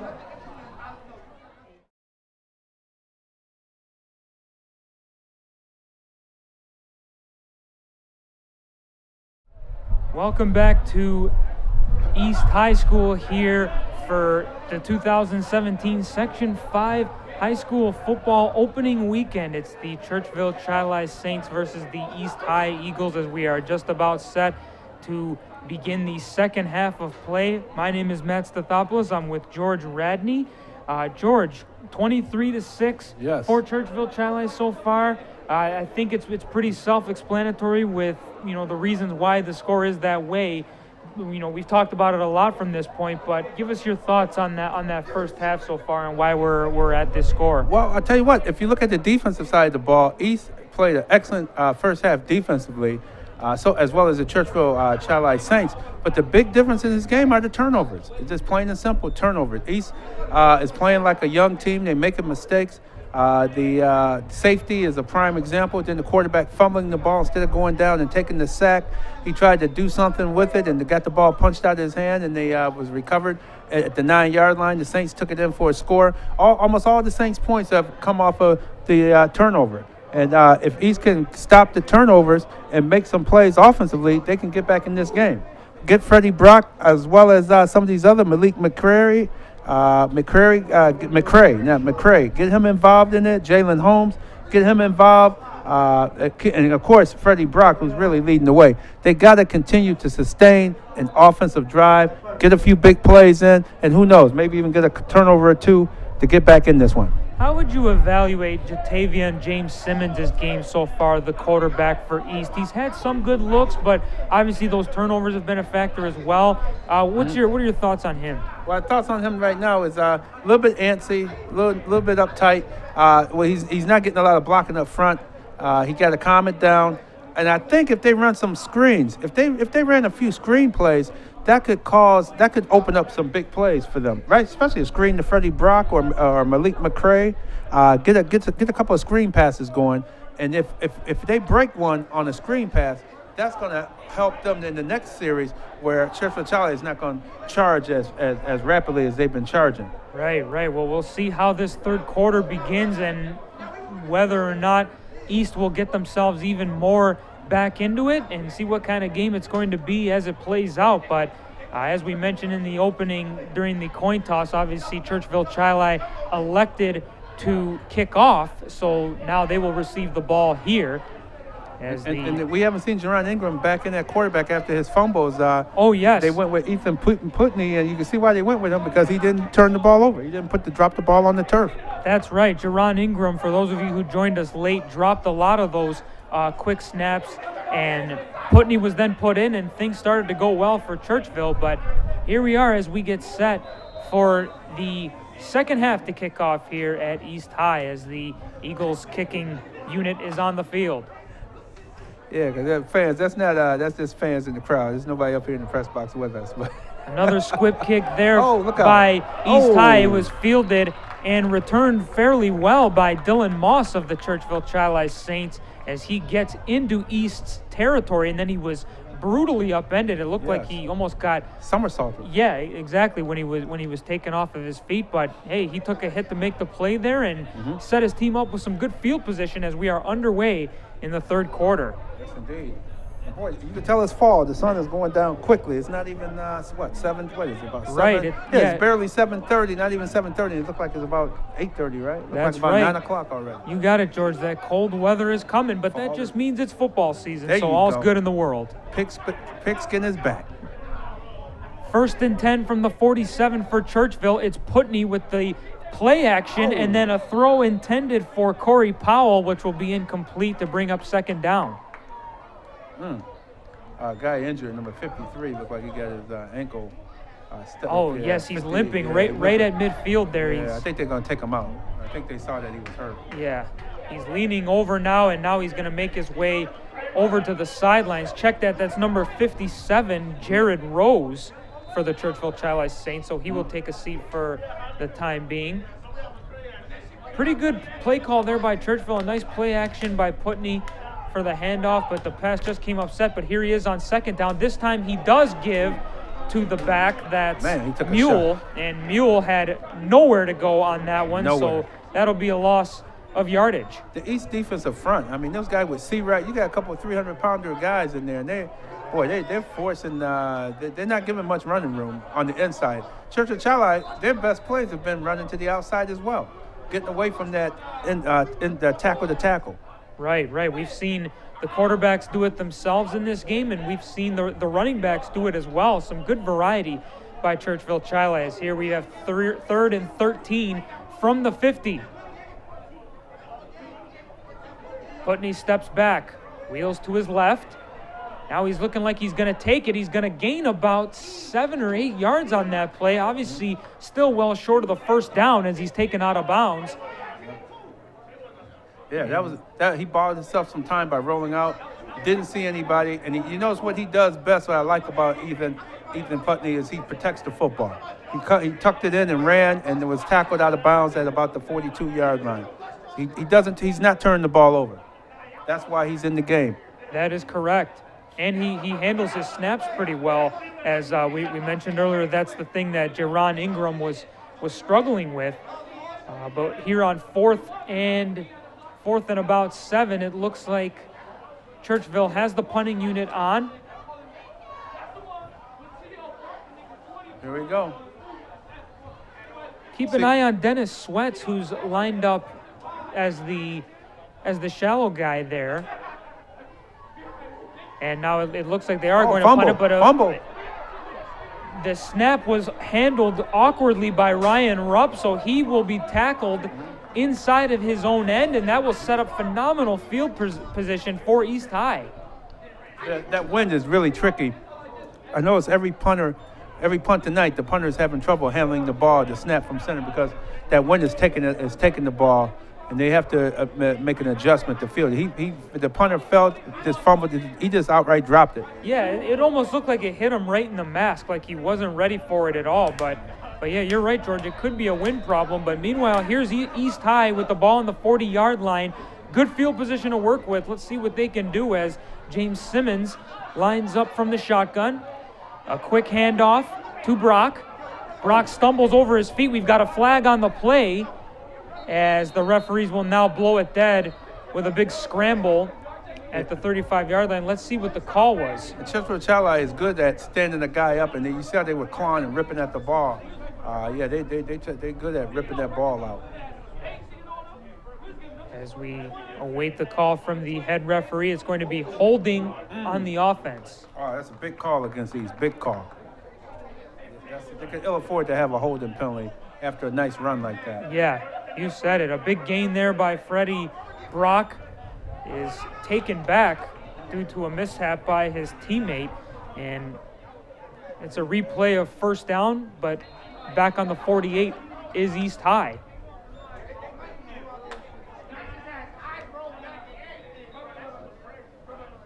And another stop. Another flag down. He said encroachment on the Churchville-Chili on the Saints defense. 5 yards for encroachment. So that'll move the chains forward a little bit for East. But what happens next is completely up to them. Let's see if they can move it amongst themselves now, as James Simmons takes the snap, steps back in the pocket, throws to the outside, and it's incomplete. That pass was intended for Jalen Holmes. It was just a little bit too high for him, wouldn't you say? Yeah. A little too high. Now, if Eric Lewis he was concentrating on making a hit. If he would have paid attention to where the ball was going, he might have been able to intercept that poorly thrown pass. Yeah, Holmes certainly had to jump rather high for it, and just off of his fingertips, the ball went. And this will bring up second down now for East High and James Simmons. East High staff really likes this. They really like this shotgun setup, as it seems like I have to call that every single time. But here's a handoff, and up the middle goes Jaquan Close for a gain of a few yards. Yeah, he picked up just a few. I'll be third and about 13 yards to go. They really need to step up and make a big play. It's going to be 3rd and 12 for East High. What started as a series with good field position has so far been not a whole lot, as East High has struggled to move the ball here, as we'll see what James Simmons can do on this 3rd down attempt. They have converted on a 3rd down before, and they could really use one here as James Simmons steps back and throws a screen. There you go. I'm sorry, go ahead. No, Matt. you're fine, George. I was just going to say there was a screen complete to Jalen Holmes for a gain of a few, but obviously well short of the 1st down. They almost need to, you start with that type of screen, now come with a real screen where you can pull your guard or tackle out to give him some blocking when he catches, or even a bubble screen where you have 3 receivers on one side, you throw to one and the other 2 receivers are blocking for you downfield. That's right. They need something like that. With the speed they have, they could really isolate their receivers and really make some plays on the Saints defense. Just under 9 minutes remaining in this 3rd quarter. It is 4th and 9 for East High at the 39-yard line. James Simmons from the shotgun once again. He steps back, throws over the middle, and completes a pass for the 1st down and then some. Nice catch by number 15. That's Tyrone Roundtree for the East High Eagles. Where you been, Tyrone? We've been calling your name before the game. Where you been? We didn't see him the whole 1st half. Glad he's showing up, Tyrone. Better late than never, I guess, as we've said. This game is still young, so still time to claw themselves back into it. East High is, so we'll see if that play can keep this momentum going, as James Simmons will barking out signals. He's taking a lot of time off the clock. Come on. You're losing. You're behind. He'll take it himself off the direct snap. He gets free, and he springs his way inside the 10 to the goal line. Not quite to the goal line, I'm sorry, but he will be stopped inside the 2. That was a tackle right there. Those guys collided at about the 2-yard line, and he went down. When you're in open space and you get hit the way he got hit on that, and it puts you down into your tracks, that tells you that was a very good defensive play there. Very good defensive play. Very good indeed, but the damage is done against Churchville-Chili, as now East High is threatening. James Simmons from the shotgun. He'll take it again. Up the middle he goes, but he's going to come up short. Yeah. And you need a little bit more power. You need that fullback blocking in there, and they need an I formation or another blocker to help open up a hole. It'll be 2nd and goal for East High. George, do you take a risk in a situation like this, from high school football standards, and maybe throw the ball, or do you try and run it in every single time to go the safe route? I wouldn't run it every single. Oh, they don't use up. I don't know why East using up a timeout, because he's going to need these timeouts in the 4th quarter. Right. Seems a little bit early for that. Way too early. Yeah. To answer your question, I would run the ball in this situation. Run it a couple more times, because they got Churchville, the Saints defense backpedaling right now. I wouldn't have called a timeout, because you're taking away from your momentum too. They really need to be focused on. They were successful. That was a quarterback draw that he ran, that he broke loose on and took it all the way down to the 2-yard line. But they really need to just push it in. Just get man on man. Everybody, you got your man, I got mine. Everybody block and get it in the end zone.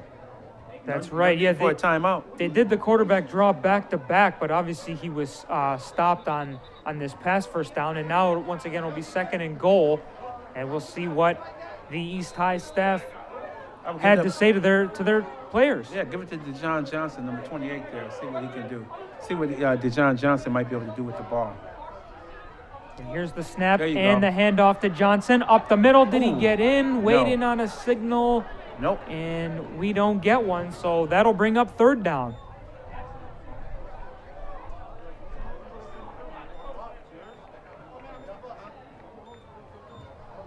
You must be reading their minds, George, as you were calling for that handoff to Johnson. And sure enough, they did give it to him, but he just came up a bit short. See, that's the type of play I wouldn't even see. He's running the quarterback all the way to the sideline. I would have just had the 2 plays called. Run it. I'd give it to 28, 2 plays in a row. Because he's a big, burly, strapping fullback Right. type body guy.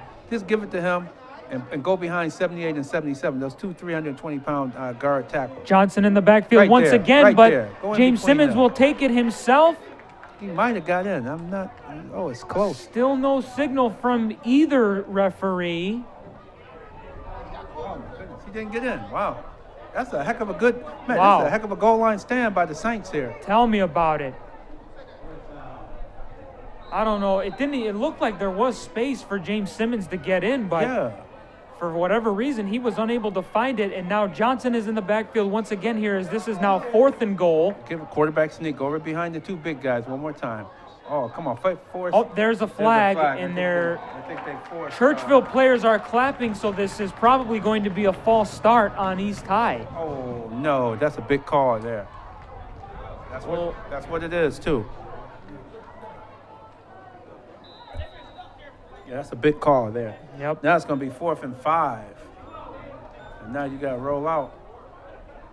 Now you got to go with the pass play. Now roll out and see if you can beat them around that corner. It doesn't look like East has any intention of kicking a field goal, no, as obviously James Simmons is still out there. Johnson in his backfield to his right, and he lines up from a shotgun. The snap looking to his left, in the back of the end zone, Flag. and the Pass flags are interference. thrown. That's pass interference on number 13, Corey Powell.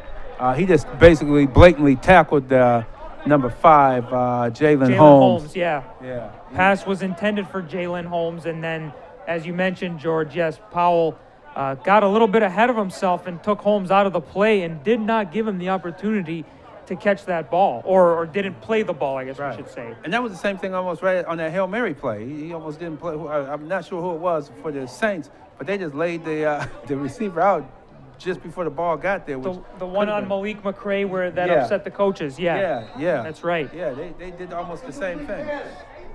So here we go, 1st and goal. So they get first down, I think. No, it's not first down. Another timeout by East. Oh my gosh. This is their 2nd charge timeout, and that's way too many timeouts to use. That's right. The sideline officials are still indicating 4th down, to go back to what you were saying earlier. But yeah, interesting decision by the East coaching staff to burn 2 timeouts this early in the second half. Right. And it's wow, 5:24 left in the 3rd quarter, and they're gonna be tough. They're gonna be sorry they used these timeouts in the 4th quarter.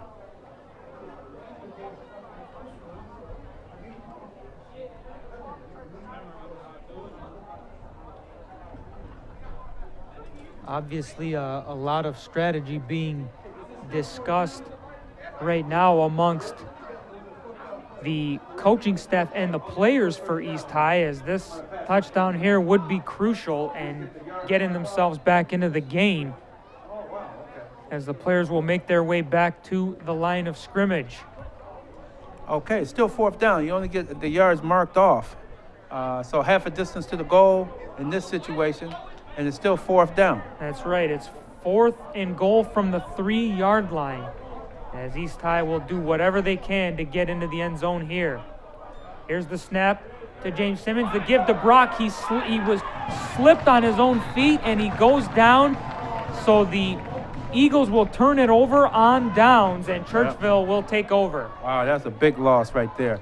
Yeah, he slipped too, but he didn't really have much. Looked like they knew that play was coming because they were there. I think if James Simmons would have kept the ball and took Brock as the decoy, he might have been able to get in. He would have had to beat one guy one-on-one, and he might have been able to beat him and get in there.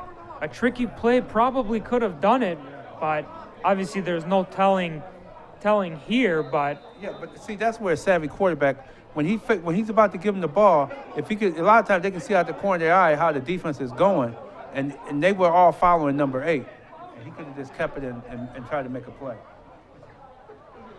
1st down and 10 for Churchville from the 6-yard line.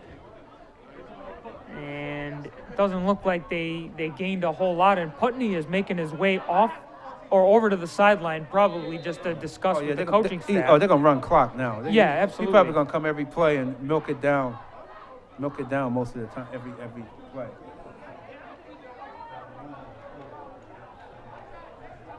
Inside 5 minutes here in this third quarter, as this is going to be 2nd down and 9 for Churchville.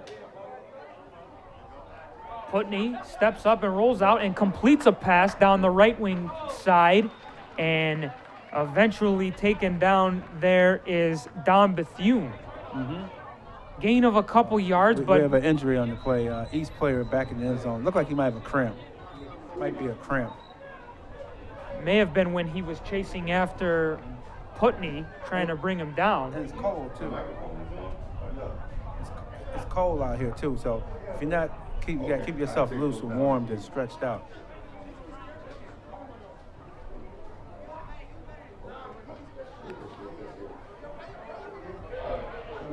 I wasn't able to catch the number on the East player who's down in the end zone, George. I'm not sure if you did.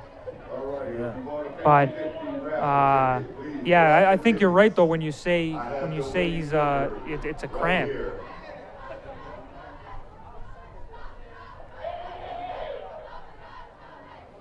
I think it's a cramp. Yeah, you can tell by the way they're attending to his leg that probably just a little bit cramped up.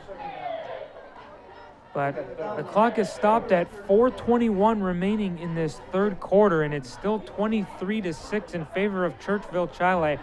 All of the scoring has occurred in the first half of this game. We're still awaiting any potential more offense in the second half. The East High Eagles were threatening not long ago, but just came up short. And now we are awaiting the East High injured player to be attended to properly before we can get the game continuing. Yeah, yes indeed. He's in a lot of pain, young man. You can see he's hitting his hand up along the ground there. That clearly indicating how much pain he's in.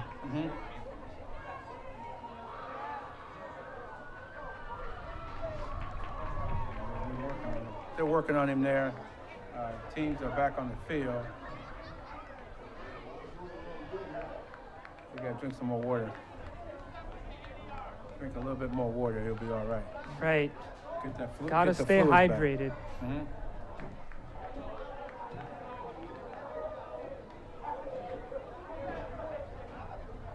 How you doing?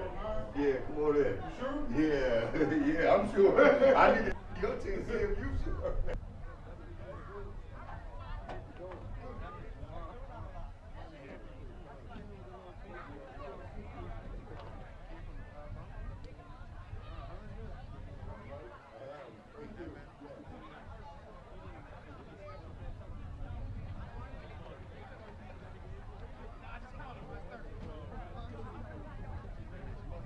We got a happy winner there from the raffle. We got players on one knee. They're waiting to hope the young man seems to be, they're working on him there. So I think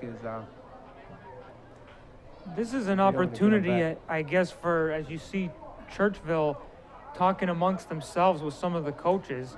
You know, it's almost like an added timeout for teams. So it is. Yeah. And it's a cold too, so you gotta stay loose. I think you gotta keep stretching. If you're not in the game, or if you've been in the game, keep stretching and drinking plenty of fluids, because now you got this cold coming in. It's only like 62 degrees out. Right. Heavy wind.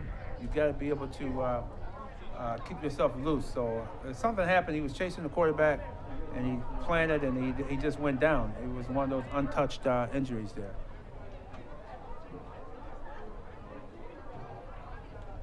There you go. Look like he's much better. Now he's making his way to his feet and able to walk off on his own power. Oh, that's a big young man too. So yeah, you got to get plenty of fluids. So where we left off now, it'll be 3rd down and 4 for Churchville-Chili, as they did move the ball a little bit.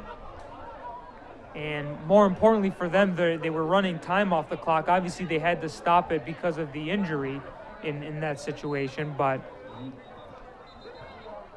now their goal is to just keep the clock running. I mean, ideally, if they could get probably a 10-yard gain or something like that, and maybe set up an easier punt so that they could punt it into East territory at the very least, I think they're doing pretty well for themselves. I agree. That's encroachment on the East defense. Number 2 came over the line. Andre Jenkins, a little bit eager as a linebacker. He was trying to come in on a blitz maybe, or fake a blitz, but he's got called for encroachment, 5-yard penalty. That's right. So that'll give Churchville a first down, and that is not what East High could have been hoping for in the slightest amount. So not at all. they could have been a play away or 2 plays away from getting the ball back, and now it's going to be significantly more, as the hand up the middle to Mewborn may have picked up about a few. And these young men are hitting out here tonight too. They popping. He was hit right at the line. That'll bring up second down with 3:45 to go in this third quarter. Churchville-Chili playing the clock game now. They want that ball on the ground. They want it in their receiver's hands, obviously as you would in any other situation, but in this case specifically, and the easier way to do it is just keep it on the ground and let that clock run out. Yeah, because you got nothing to play. Hey, just run the clock out. You're up 23. You're up by almost 17 points, and just run the clock. There's the snap and handoff, but it's quickly stopped after a quick whistle, and Mewborn looks like he was a little bit upset with the East High defender Jesus Hernandez there, as Mewborn was wondering why he was still going after him when the whistle had shown, but those two have been separated. Well, tempers flare. Hey. Oh yeah, for sure. Getting late in the game. 5-yard penalty moves it back. So key is East got to get a turnover or get them off so they can get the ball back. They need the ball. The Saints are happy with just running the clock. And that's what I would do now. Just go with a bunch of various running plays. Second down and 8. Putney on the snap. He hands it off to Mewborn. Mewborn springs down the left side, and he picks up. Did he fumble? I don't believe so. Oh no, the ball did come out. Oh, he may have been down by contact, though. Yeah, I think that's what happened. He hit the ground. The ground can't cause a fumble. Yeah, when he was tripped up and he hit the ground, the ball shot out. But he definitely picked up that first down, and now he's keeping the clock running. And this is exactly what Churchville could have asked for, as that clock is continuously being eaten up as Mewborn gets the handoff once again and finding ways to gain extra yards, as he picked up about 6 or 7 on that one. He sure did. Wow, that was another nice run. The left side seems to be favoring DeJare Mewborn, as it seems like, especially the last couple of ones, he's always gone down the left, and he's been able to find space. Yes, indeed. 2nd and 4, but he doesn't go anywhere on that one, as he got the quick handoff from Putney, but he was quickly approached by the defensive lineman. I can't Bobby Seawright. Bobby Seawright coming up with that tackle. Thank you, George. That's 320 pounds landed on you. That didn't feel too good. Nice tackle. That's what they got to do. But still, even if they have to punt, the Saints are coming out victorious in this drive because they done ran about 4 or 5 minutes off the clock. For sure. And that's what you want to do. Putney back in the game for Churchville, as it will be 3rd down and 8.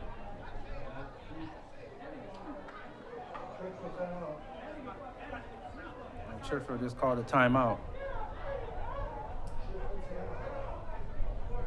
What do you think is being discussed amongst the Churchville coaches and players right now, George? Why would a team call a timeout in a situation like that? I think he wants to get this play call correctly and hopefully make the right play call to get to garner a first down.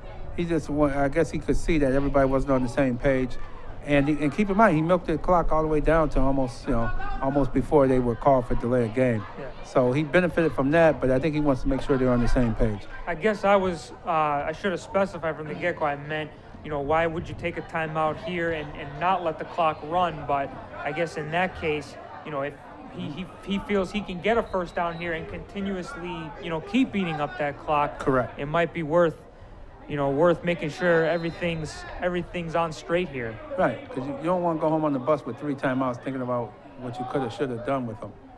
That's right. As here's Putney in the backfield, he gets the snap. He throws to the right side, and it's complete. I believe it's going to be short of the first down, short. though. That was a nice catch, though, by Corey Powell, and a good pass by Putney to, at the very least, keep the clock running. But, yes, it will be 4th and about 1.5 for Churchville. 1:08 remaining in this third quarter. Time is running out on the East High Eagles in this season opening game for both teams, but barring anything going wrong for them, they are going to get the ball back here and will have an opportunity to at least tack on some extra points and make this a little bit closer.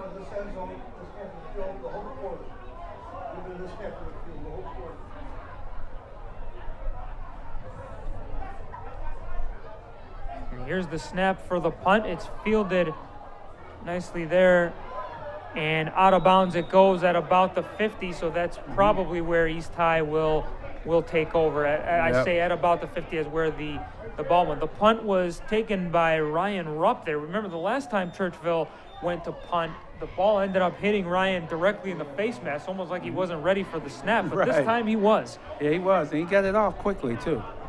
But good drive start right at midfield.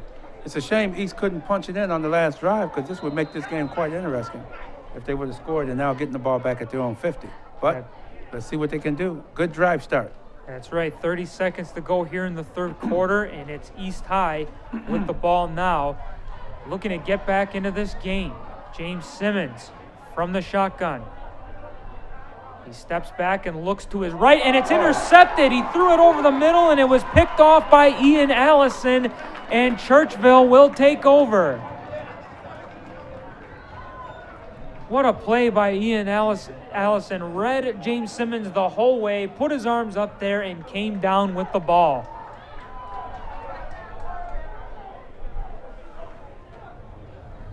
Very nice interception by him. He read his eyes and made a nice play. For sure, and it looked like a pretty good throw by Simmons as far as, speed and velocity on the ball and whatnot, but obviously it was a little bit off target as Allison was able to step right up and pick that one off, and now Churchville will get the ball back and look to do some more damage.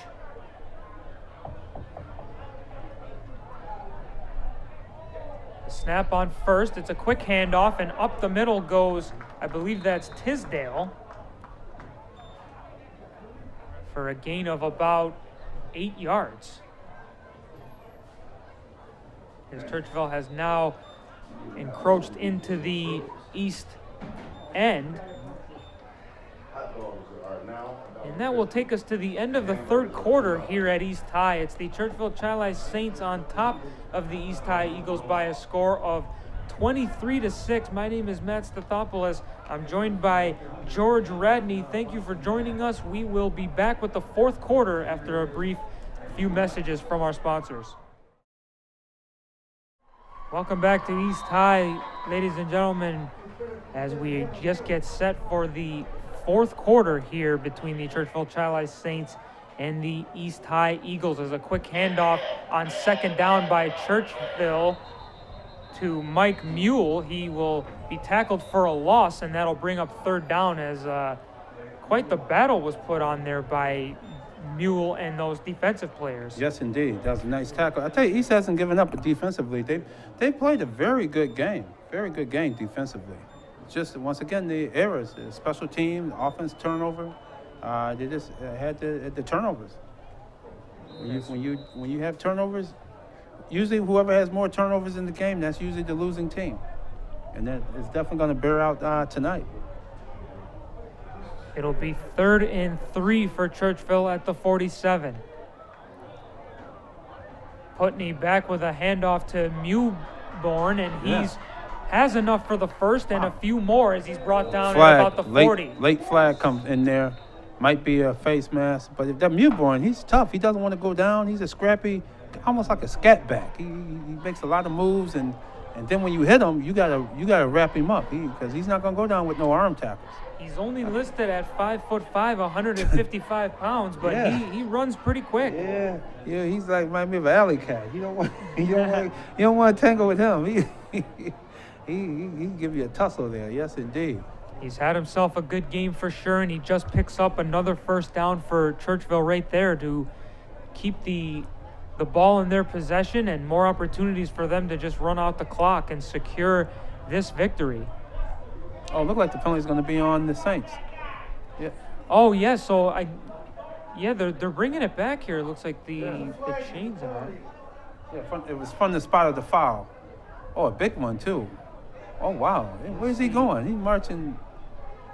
Wait a minute. Is that 15 or? There was a holding penalty, and there was an unsportsmanlike both against Church. So we'll see here now. I'm hearing that it was a holding penalty plus an unsportsmanlike conduct tacked on top. That's like 25 yards. So some undisciplined attitude by Churchville costing them some yards there. As now we're listing it at 3rd and a long way. Let's just put it that way. I thought the ref was going home with the football. I was like, where's he going? He's walking and walking. Yeah. So 3rd down here for Churchville. 3rd and 25. Putney with an empty backfield, and he will screen it across. He completes the pass, but they will not gain a whole lot as that's Churchnille-Chili coming up with the catch.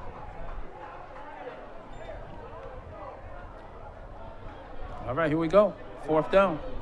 And I couldn't tell there. Yes, and now it'll be 4th down for Churchville. Some of the Churchville players and East players look like they were mouthing off to one another. Oh, yeah. Tempers have flared. You got a lot of talk out there now because that's all they can do now is talk because the game look like it's both teams are starting to realize this game is almost pretty much settled. So now they're settling the score of contact out here on the field. So you got a lot of talking going on. What some people don't realize, though, is with a physical game like football, and you see this in hockey and even in basketball in some cases, like it's natural because, you know, when you got guys hitting each other, you get fired up, your adrenaline is going. So it definitely is a skill and tough to control it sometimes, but you've always got to do your best in hopes that it doesn't cost your team. But here's 4th down for Churchville as Rupp will be brought in to punt it away. Yes, indeed. Both teams' coaches are talking to their players, by the way. So they're trying to cool them out. I would imagine so for sure. Rupp will kick it, and this one is way up there. End over end. And a fair catch was signaled for by Malik McCray, and then he ended up dropping it, but he was able to regain it afterwards. He only lost it for us like a split second or two. So. Yeah, fortunately, he was able to pounce on it after he muffed that punt. There they go. Once again, they've had great field position all second half. They just aren't able to punch it in. And my son, Michael Radney, who's up here in the box helping out, pointing out things, he thought at the goal line, maybe they could have spread the team out more, spread it out, and went with a spread offense down at that goal line. George, if you're the East coaching staff, you're getting beat 23-6 with less than 10 minutes left in the game. What do you tell your guys right now? Do you say we're playing for pride right now? Let's see how far we can get back into it. I would say number 1, keep your composure. Number 2, execute. Execute our plays. This is gonna lead us for the rest of our season. We just starting our season. Right, and here's the first down snap. It's James Simmons taking it himself. He may have gotten back to the line of scrimmage, but either way, he doesn't go anywhere, and that'll bring up 2nd down. Yeah, and it allows them to also feel good about themselves, too. You come out here, you execute some plays, you get some scores, get in here and score a couple of touchdowns or at least one more touchdown. They'll say, hey, look. And then when they look at the film on Monday or Tuesday of next week, they say, hey, look, we executed well. This is where we lost the game at on those turnovers. That's right. And now it'll be 2nd and 10 from the 41. James Simmons in the shotgun. And he hands it off to his back, but a gain of about 3 or 4 there, but still a long ways to go. Yeah, both these teams are playing solid defense against the run and pass. I give an A+ to both defensive teams, both teams on their defense tonight. Yeah, for sure. We've seen it many times, even at the goal line when both teams had their chances. They did a great job stuffing them for at least, 2 or 3 of those plays in that series. But this will bring up 3rd down now for East. It's 3rd and 8. And what does James Simmons have for us here?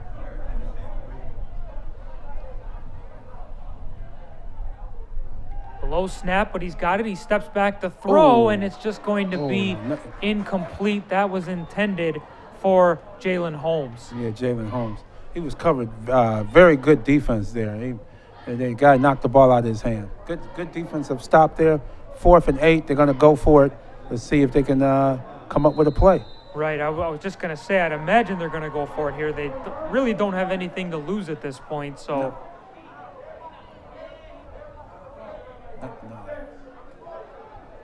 So here's James Simmons from the shotgun on 4th and 8.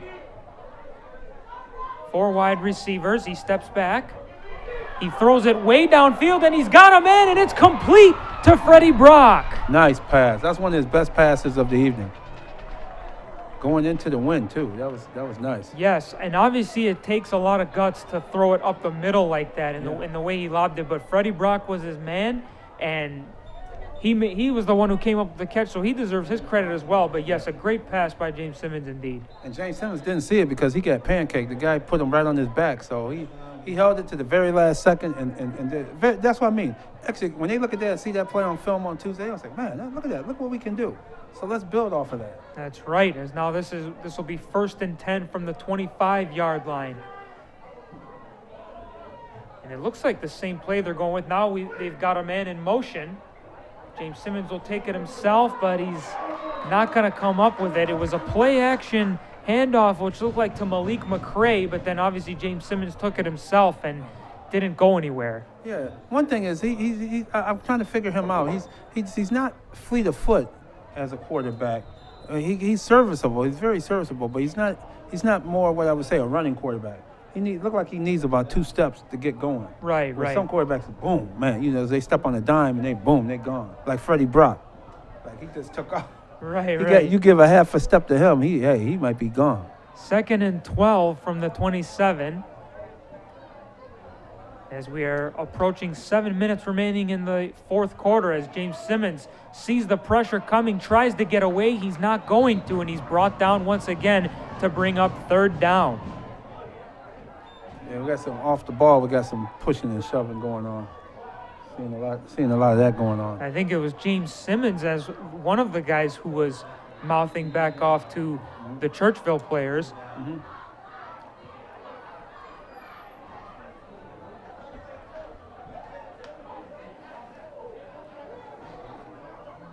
Tricky 3rd and 12 here. We saw East, as you've been mentioning, George, we saw them execute on the last drive or last series of downs like they would like to have been all game. Mm-hmm. But we'll see what they can come up with here on 3rd and 12. Yeah, here we go. 3rd and 12. Clock was ticking. Let's see what's going on here. Oh, warning to the sideline. They must be coming onto the field, too close to the field for the Saints. He's giving a sideline warning. Threw a flag for that. You can see the official going over to the Churchville side and waving them back, saying, back it up a little bit, guys. Mm-hmm. Now play will resume. James Simmons will get set for the snap.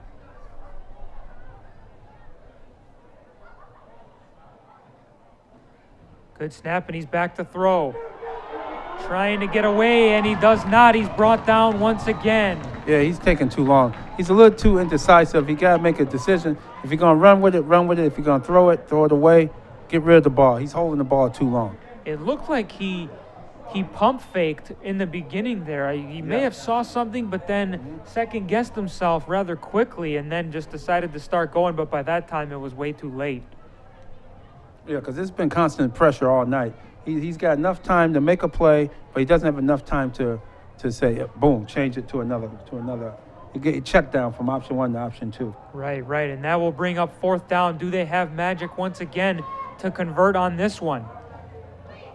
As the backfield is empty.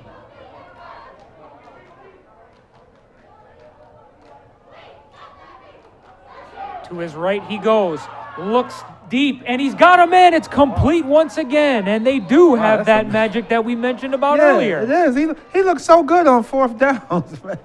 That was a beautifully thrown pass, and the receiver was cutting across the middle. I was trying to get a number on that guy, but the lights here, obviously, because it's dark now, are not helping us anymore. So forgive me, I was not able to see which receiver that was. But either way, East picks up another 1st down, and they keep this drive alive. Yeah.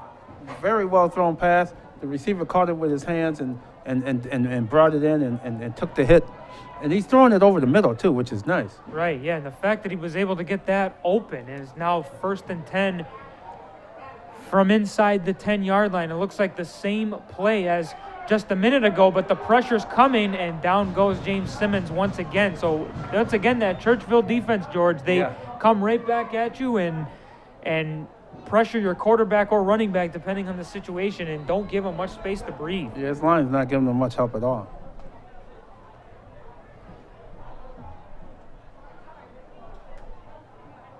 That'll bring up 2nd down and 10 from the 11-yard line.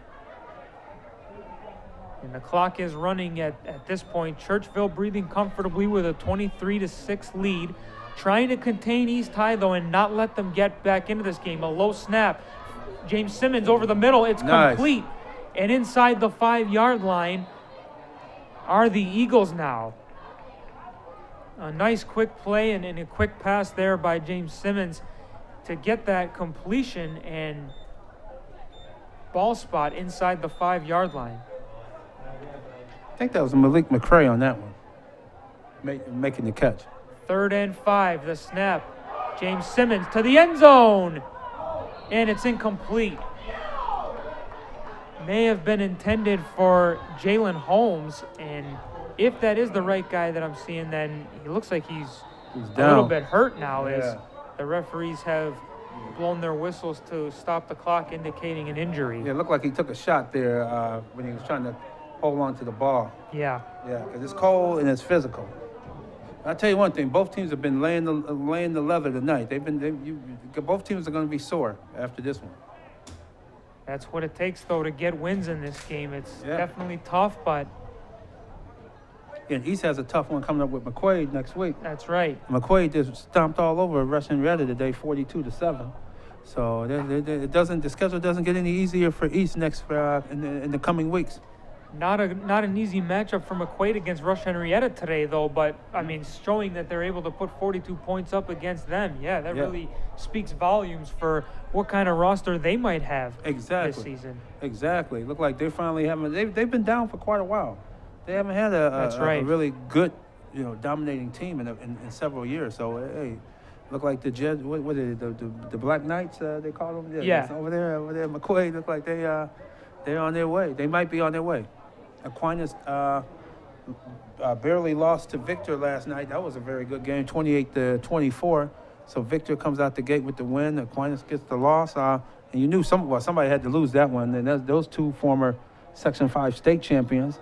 So you knew somebody was gonna come out of there with the loss. And Victor they love to run. They're another physical team. Right. So this Monroe County in the Catholic League, well, it's tough. It's tough.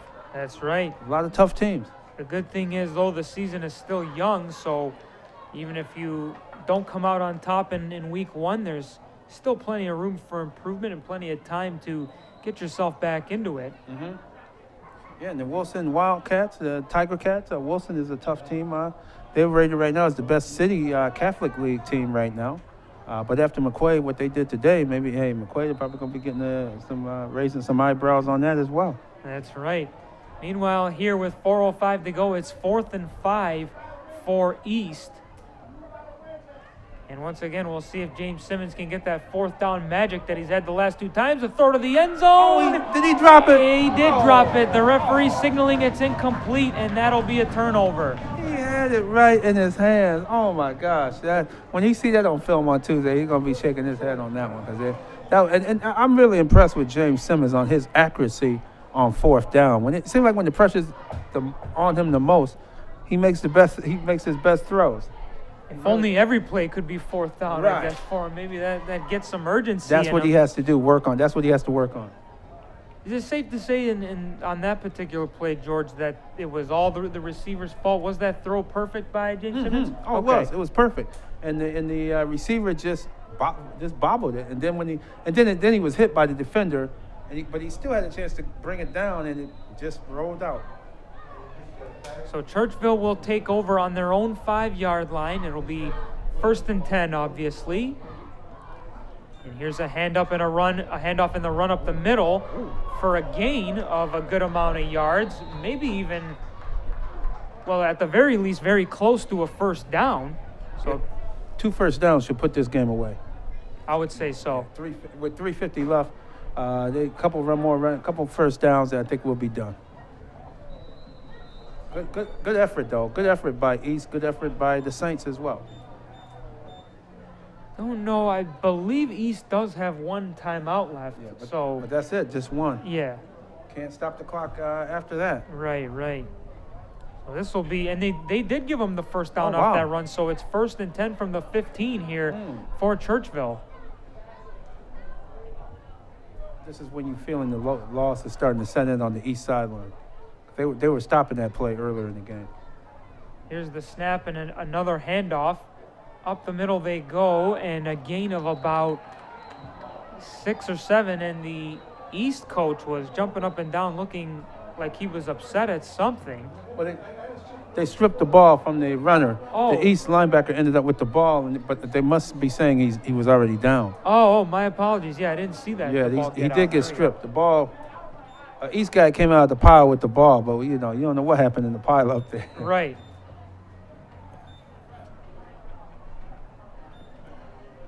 So now it's just 2nd and 5 with 2:40 to go in the game.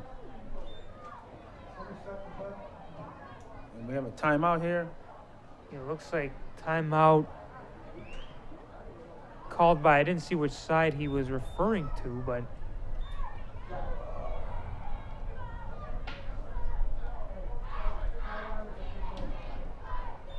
Yeah, East a little bit upset about that call. They didn't get it. this gives both coaches Yeah. an opportunity to gather their players and talk to them and make sure that they're prepared for what's next. Obviously now, barring any super miracles, which I would like my chances in betting against, this is going to be the outcome of the game. But Right. as we mentioned earlier, if you're East High and it's still very early in the season, they did some things well. I think you would agree to that, George, that definitely. there have been mistakes, but they have done some things well also in this game. Oh, I think they have. They have. Like I said, when they look at the film, they're going to see a lot of good plays as well. Teams are back out there ready to resume as it's now, they're going to call it 2nd and 4. Or sorry, 3rd and 4 as indicated by the sideline officials. And here's Putney from the snap. A handoff. Up the middle, and it's going to be a first down and then some. Yep. So Yeah, they're pushing. The Churchville-Chili Saints are putting their will on the East defense now as we're late in the game, and they're pushing their way, forcing their way for first downs. they sure are. And as you said a moment ago, George, you said 2 first downs would be enough. So if they can maybe get one more, then that'll just about seal it. Oh, yeah, they'll empty the stands. But, the fans are staying. They're not leaving either, though. They're enjoying this game tonight. It's the first game of the season. It waited a long time, so you might as well wait out the rest of this despite the score. Here's the snap and the handoff, but we've got a quick stoppage. Legal procedure against the Saints. Yeah, signaling for a false start, so that'll bring the ball back a few yards.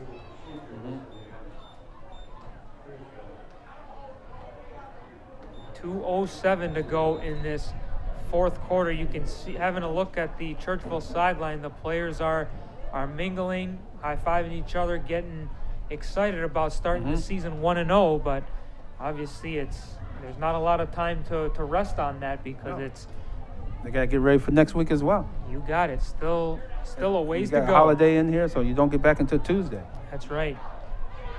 1st and 15.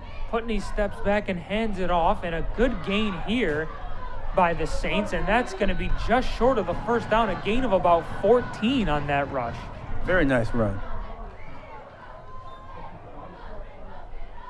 So that'll be 2nd and inches for the Saints as we are approaching just over a minute to play in this fourth quarter.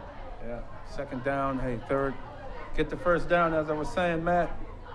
Hey, that's all she wrote. If they get it here, then that's exactly what you had predicted. But yeah, it's getting to the point where they will probably start taking a knee and running it down that way. After they get the first down, because you still would be able to punt if they after third. That's right. Down. Let's see what they're going to do.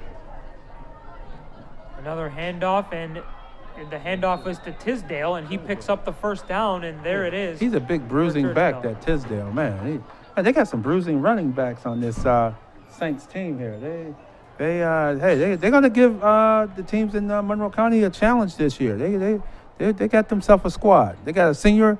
Whenever you see this many junior seniors together, they got themselves a squad. That's right. I think you'll see the kneel down now since Tisdale picked up the first down.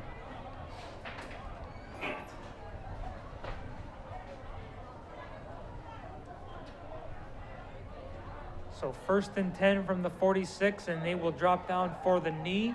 They are. Wow, the Saints already lined up for the handshake. They ready. They'll get out here.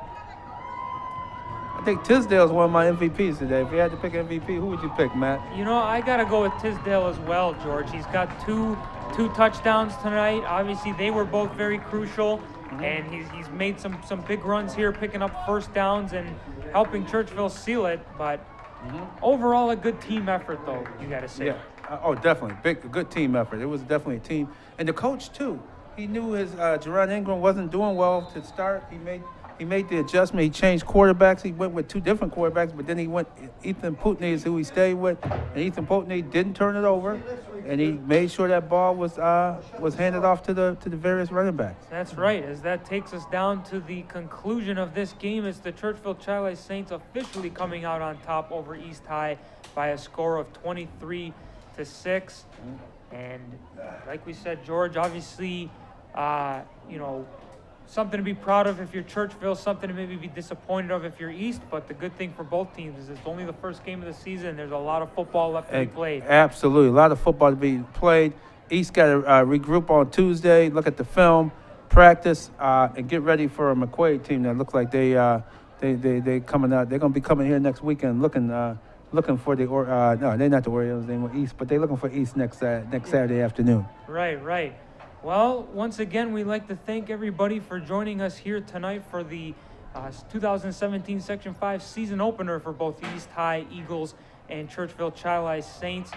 For George Radney, George Radney and our entire crew here, I'm Matt Stathopoulos, and we hope you all have a great night. Good night, everybody.